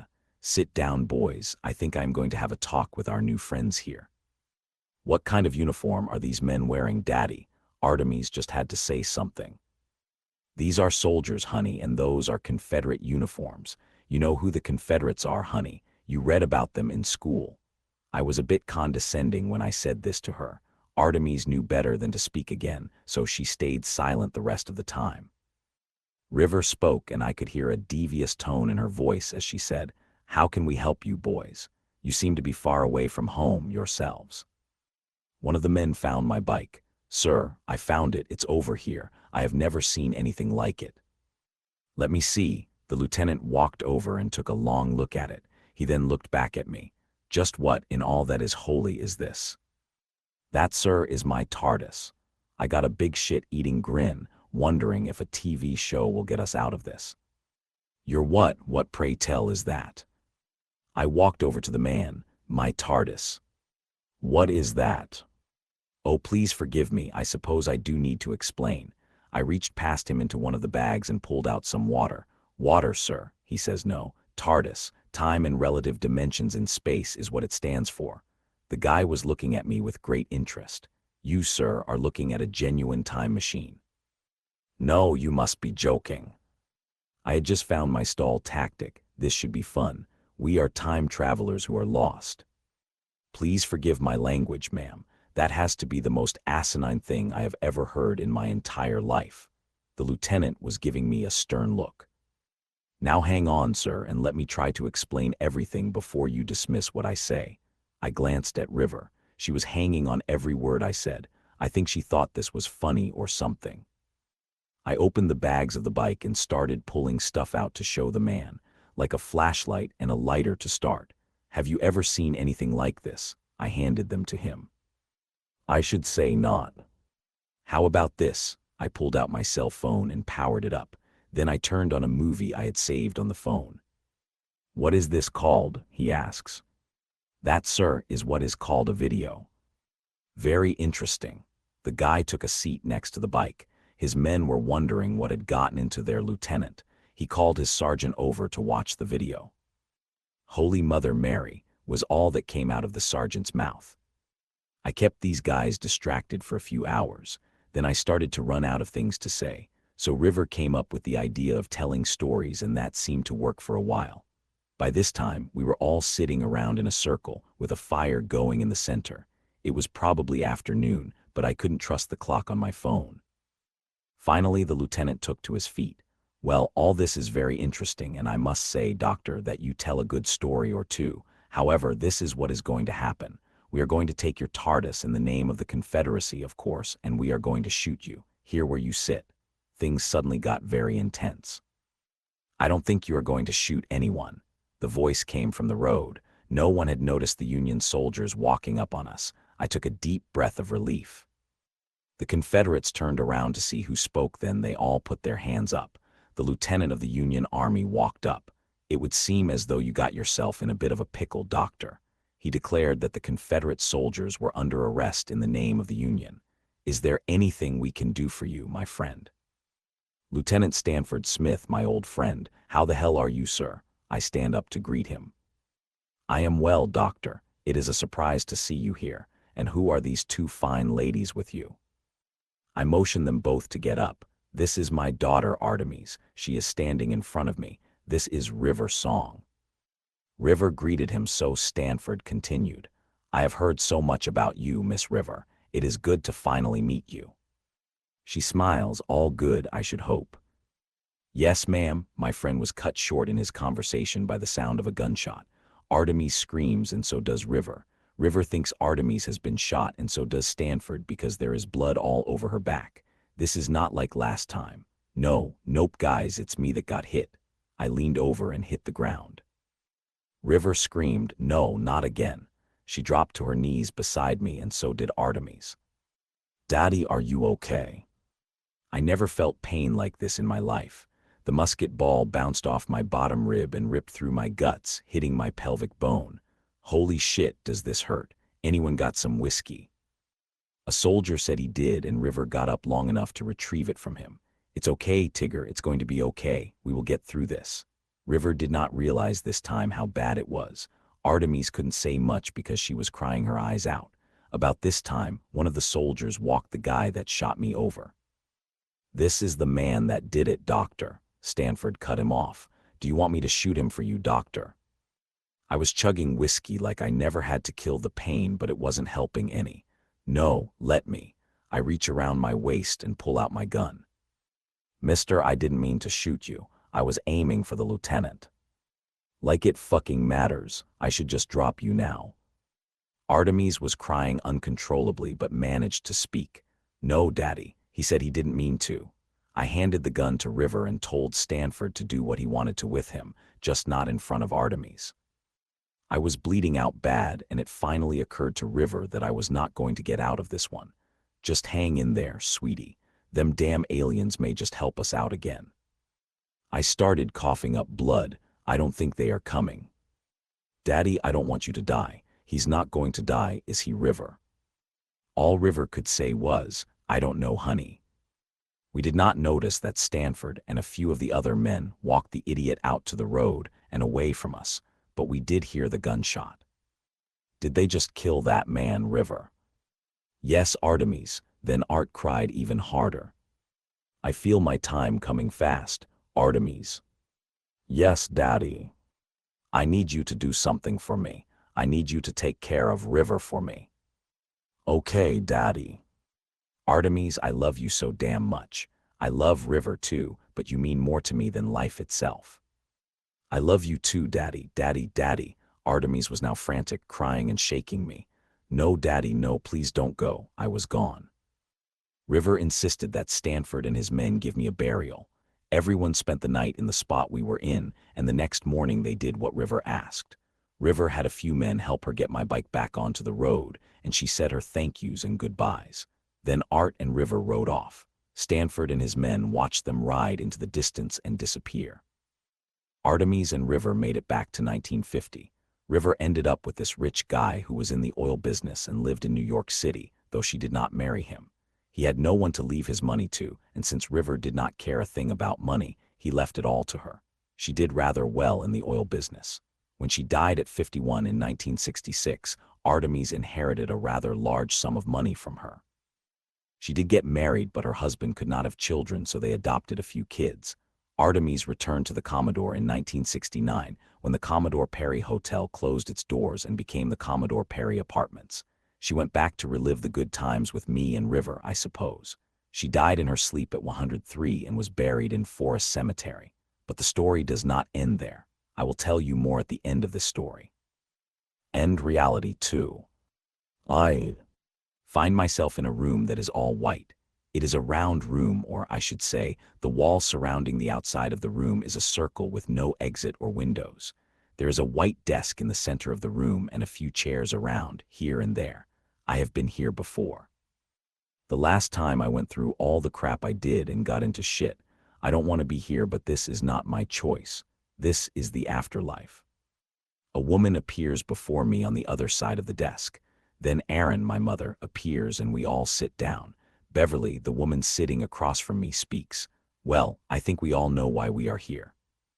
I told you, Bev, I was not lying. I told you what he did. That will be enough out of you, Erin. I will deal with you when I am done with the doctor. I don't want to hear another word from you now. Should I call you Tigger? I know I will just call you Paul, since that is your name. Beverly has a real stern tone in her voice, as if she does not wish to be dealing with us. Hello, Bev, what did I do this time? I did the best with the cards I was dealt. Oh, let's see. Suddenly a few papers appear that she picks off the desk, all with my name on them. Well, it says here that you almost killed one reality. You created a few more realities. You played music in other timelines, and that should not have been done. You gave advice to certain people that originally were not supposed to come up with things, and that disturbed the timeline too. Then there is the matter of Artemis. Do I really need to go on? I sit back, light a cigar I pull out of thin air, and speak in such a way that Bev knows I do not wish to be here.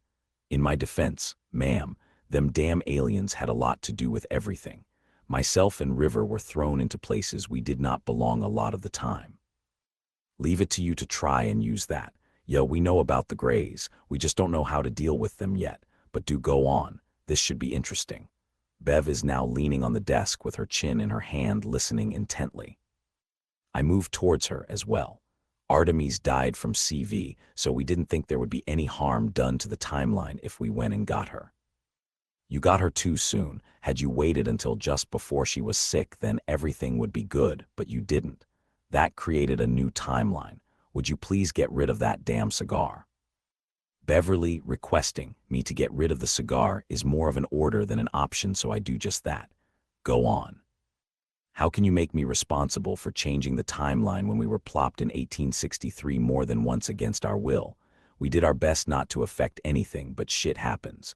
Where is River? Why is she not here? She was part of all this. I have already talked with River, but if you want her here, then so be it. River appears next to me.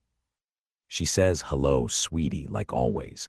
Beverly, why am I here again? I thought we were good with things. We are, River, dear. Tigger wanted you here for support, I guess. Bev looks dead in my eyes. Again, Paul, you are not here over what them fucking insects did. Then why? Bev once again picks up the paper. The War of 1812, giving Einstein more than just a hand in things. Do you want to hear more, or are we both on the same page now? I honestly either did not think there was any harm in what I did, or I just didn't care. It doesn't matter what I say. The ball is in your court anyway with what happens from here on out. I am so tired of being here. Beverly is pissed at this point. I am thinking I should not have pissed her off. Fine. I was attempting to give you a way out of the mess you got yourself into, but if you don't care, then neither do I. Bev, wait, looking back on everything that happened in that last life, I can understand why I am here. I want very much for you to understand that being in a life where Erin over there, who was my mother at the time, treated me like shit throughout my life was fucked up. She was the reason I did not care about shit, and a lot of the things I did in my 20s, I did just to spite her. Beverly sits back in her chair and does not say a word for about 5 Earth minutes. The silence is deafening. Then someone enters with a note in their hand and gives it to Bev. I assume we are being observed, but I have no clue by whom. She reads it and speaks. Okay, this is now out of my hands. It has been decided that you will return to when this all started. Damage control. I start to speak. Shut up, I'm talking. Erin, you are to be his mother again, but be warned, if you do him the way you did before, your ass is mine. I grow tired of this crap, and I can only hope that we do not have to meet like this again. Bev allows me to stay in the room as she goes off on my mother-to-be again. And now to you, Aaron's son. What do you want me to say, Beverly? He hurt me. Beverly stands up and so does Aaron. Then Bev gets right in her face and goes off. Do you remember your invisible friend, Tigger? Unknown to you, Aaron, we had someone attached to Paul who watched every little thing he did and reported it back to us. We know it all. I haven't been this disappointed in anyone in a long time. I know better than to open my mouth. Paul did not do what you said he did, and we now have a record of the event. I think I will replay it for you. I am then sent out of the room. Present day. Age. Ere we go again. I am back in the womb, and I have done everything in my power to make Aaron, or I should say, Cindy, miscarry me. I would learn later that she was under strict bed rest for 3 months before giving birth. Everything I tried to get someone to kill me did not work as a child, and the warning that was given to Erin did not seem to matter. She still treated me like shit. Things went the way they did the previous time throughout my childhood, but it was not entirely the same. Everyone I ever had anything to do with back then seemed to remember their past life going through this all. I tried to use this to my advantage, but most of the time it did not work. And I remembered my sweet Artemis. Oh, how I remembered her. Every fucking day of my life I remembered what happened when she was killed by that boy. It haunts me to this day, and it's a wonder I am not nuts from it. Now here is the interesting thing about Artemis you don't know, and my so-called family could not do a thing about. I used to tell Art the horror stories about when I lived in the children's home in Maumee. So in 1970, Artemis got on the board for the home and was responsible for all the changes there in the early 70s. The wall surrounding the home was taken down because of her, and all the tunnels below the entire place were closed. The kids went to Maumee public schools, stopping a lot of the stuff taking place because the kids ran their mouths about it.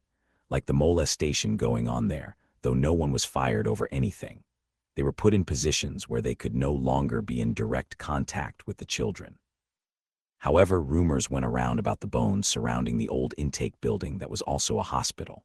The house parents would rape the teenage girls and get them pregnant. Then right after birth, the babies would be killed and the children were buried outside of the building.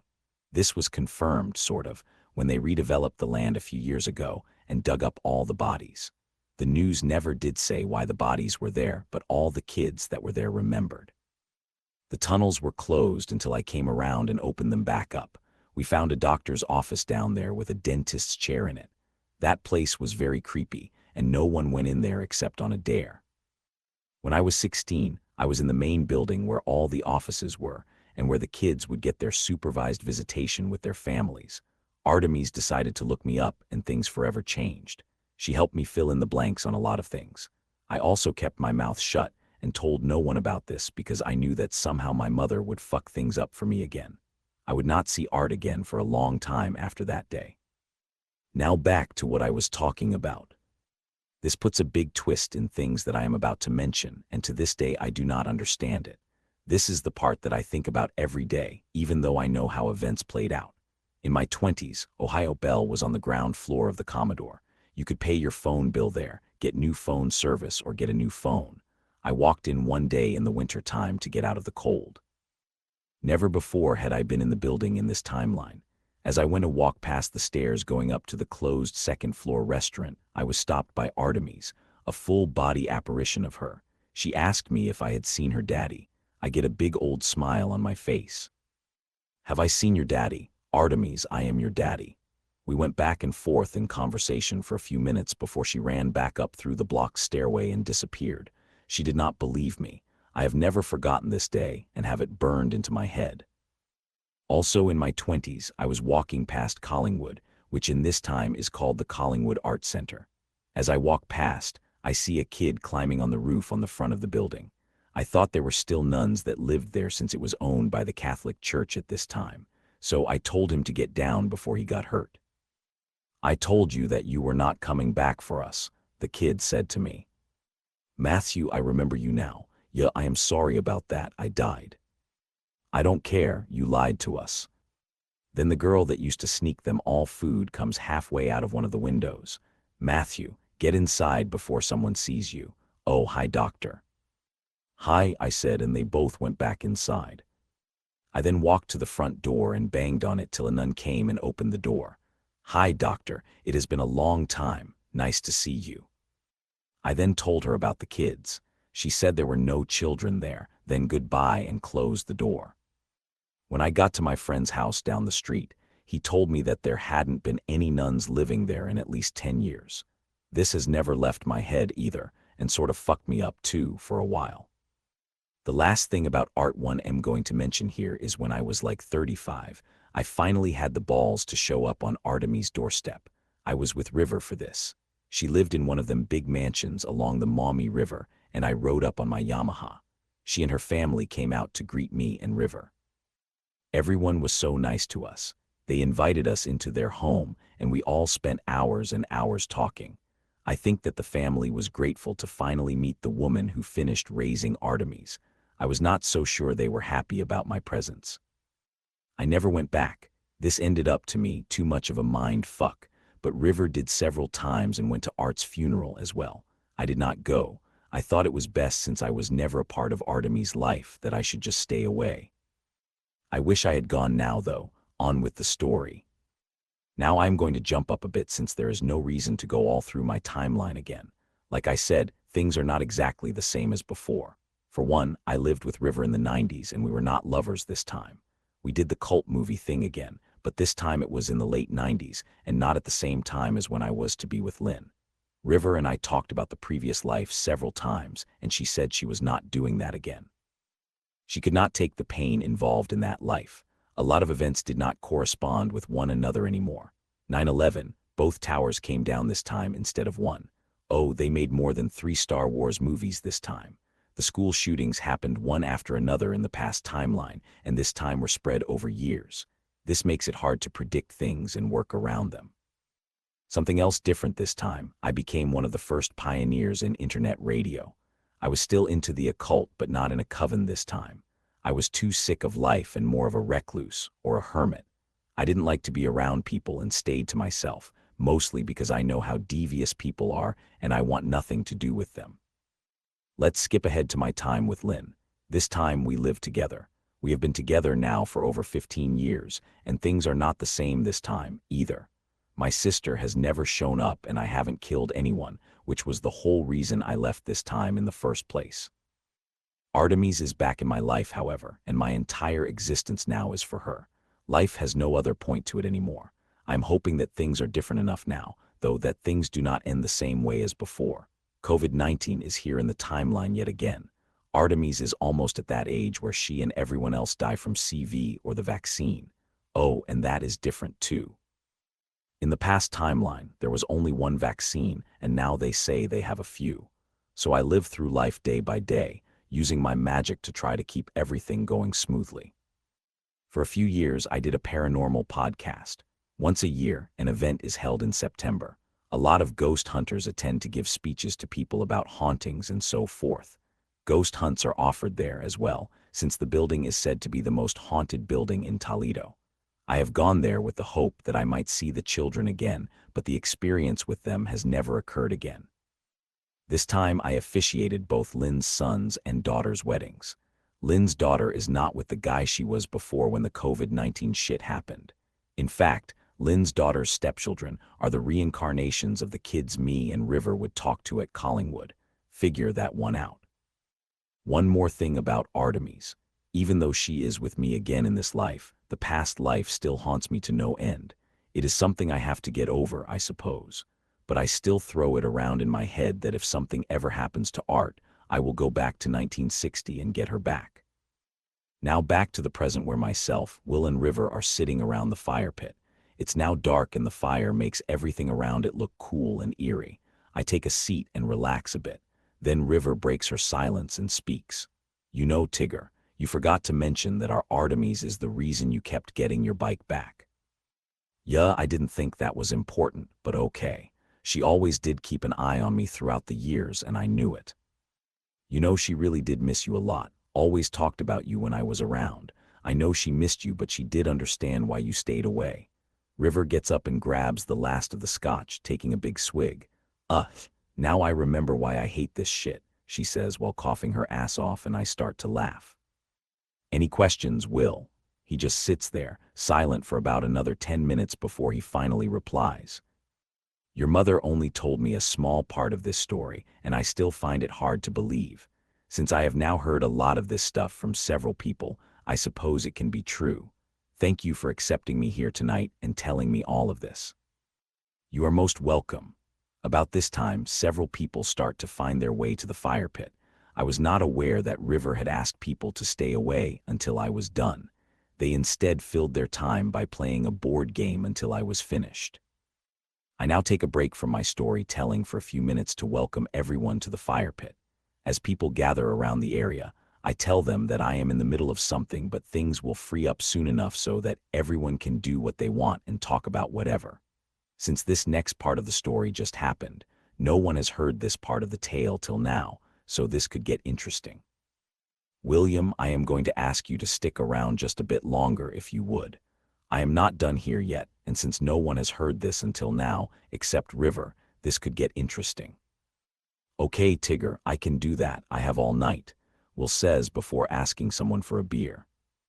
River speaks up. She has been silent all night. This is not like her, so I make sure she can be heard. While you have been talking, Tigger, I have been texting with Chris about what you are going to talk about. I wanted to see if he wanted to join us and add some more to the story. That is cool, River. Is he coming? Yep, he should be here about now. River gets up and plays with the fire some. Someone let the dogs out into the other part of the yard and they are going off. I see the headlights of a car pulling up into the drive and I know it is Chris. Since he has been here once before, I don't need to have anyone greet him, and River tells him to come back to the pit. As he walks to the pit, I make sure he has somewhere to sit. Chris is the head of the paranormal team, the Paranormal Express, the leading ghost hunting team in the area where we all live.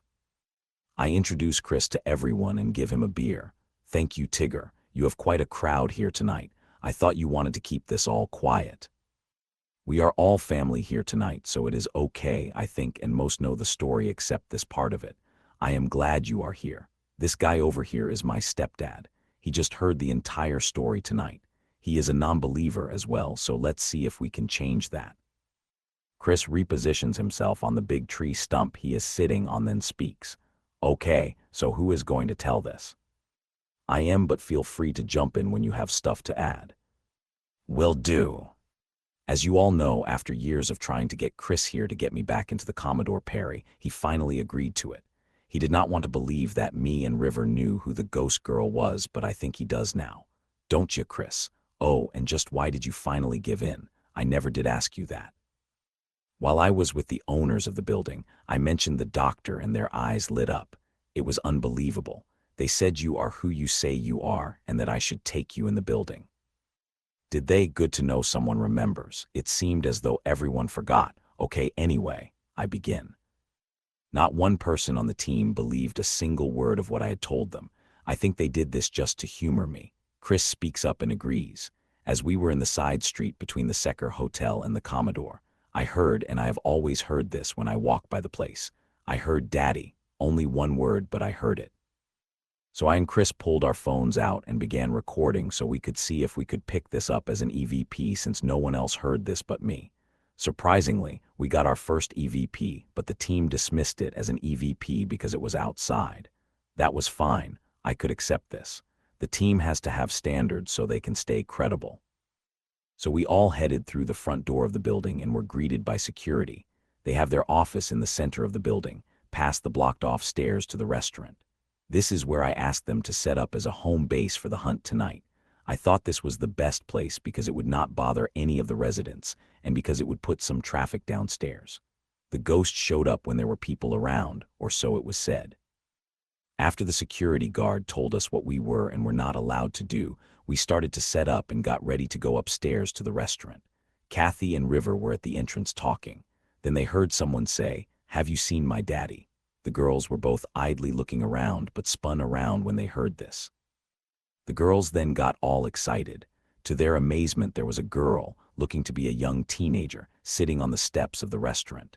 This was a full-body apparition they were looking at. She had black hair and was wearing a white dress. River recognized the girl, and while River struck up a conversation with her, Kathy turned on the recorder and set it on the step. Then she ran over to the hall and waved us all over to the entrance. Chris pulled out his video camera and started to record while trying not to be noticed. I walked up and stood next to River. I spoke while trying not to cry. It was Artemis. "I am here, sweet pea." I crouched down so I could be non-threatening but still look Artemis in the eye. "I was hoping I would find you here." Meanwhile, one of the team fired up the thermal camera and stood next to Chris. They both just stood silently with their jaws hanging open. Chris said under his breath that he had to pee, but he wasn't moving. Artemis asked me if I had seen her daddy. "Sweetheart, has it been that long you do not recognize us? This is River and I am your daddy." I said this as calmly as I possibly could because I was so afraid she would run off or simply disappear. Artemis then had an attitude change. She smiled a bit, then said, "My Powley." "Yes, baby girl." She did not talk to River at first. "You left me here." She then got mad. "Why did you leave me here?" River spoke up. "We left you with your friend's dad. He kicked me out. I have been waiting for you ever since." She was still mad. Everyone was transfixed on what was going on, even the security guard who was recording with his cell phone. No one could believe what they were witnessing. It was like watching a scene out of a movie, a once-in-a-lifetime event. I reached my hand out towards Artemis, hoping she would take it if possible. "Honey, you can come with me and River. We can go home now. Would you like to see Grandma? I know you miss her." "Don't touch me." Artemis was still mad, ignoring everyone else in the room but River and myself. "You left me here. Tell me what happened. Where did you two go?" Me and River both looked at each other like, what the fuck? It dawned on both of us that she did not remember things that she should, and that this was only an aspect of Artemis, the part of her that stayed here after she died. The events of the past must have been so much more traumatic than either of us had realized. "Artemis, I am sorry." I had to stop talking because I was almost in tears. River asked, "Honey, can I have a hug?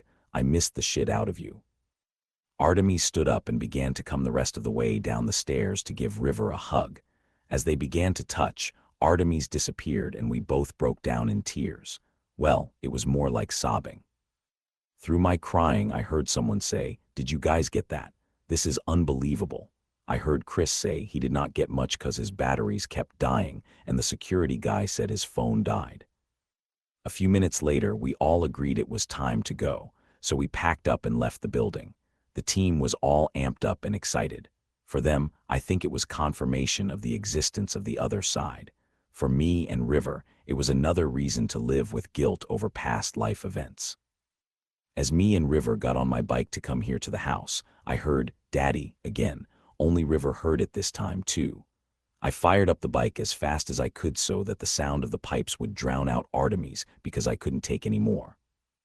I don't normally drink beer, but I need one after telling people about this event, so I grab one out of the cooler. Chris then speaks up. "This was fucking amazing for me. All the batteries on all of our equipment kept dying, and when we went back to look at what we did record, the girl did not show up except on the thermal camera. But we did get most of the conversation you guys had on EVP. No one will believe this is real. You just had to be there. That is one of the reasons I do not want this to be released, Chris. I do not want to make this into a spectacle. It is too personal. I also know that the owners of the Commodore do not want attention drawn to the place in this way." I light a cigar and finally take a seat. "You know, Tigger, I always thought you were full of shit about this story you would tell me. I am sorry for that. We should have done this sooner." "It's okay, Chris. Most people would think the same thing." I didn't notice that River was crying over the last part of the story. As she wipes away her tears, she begins to talk. "I didn't tell you this before, Tigger, but I actually felt Artemis touch me for a second before she disappeared. That I don't know if I will ever get over. I don't think I will get over this event either, River." I then take the last swig of my beer.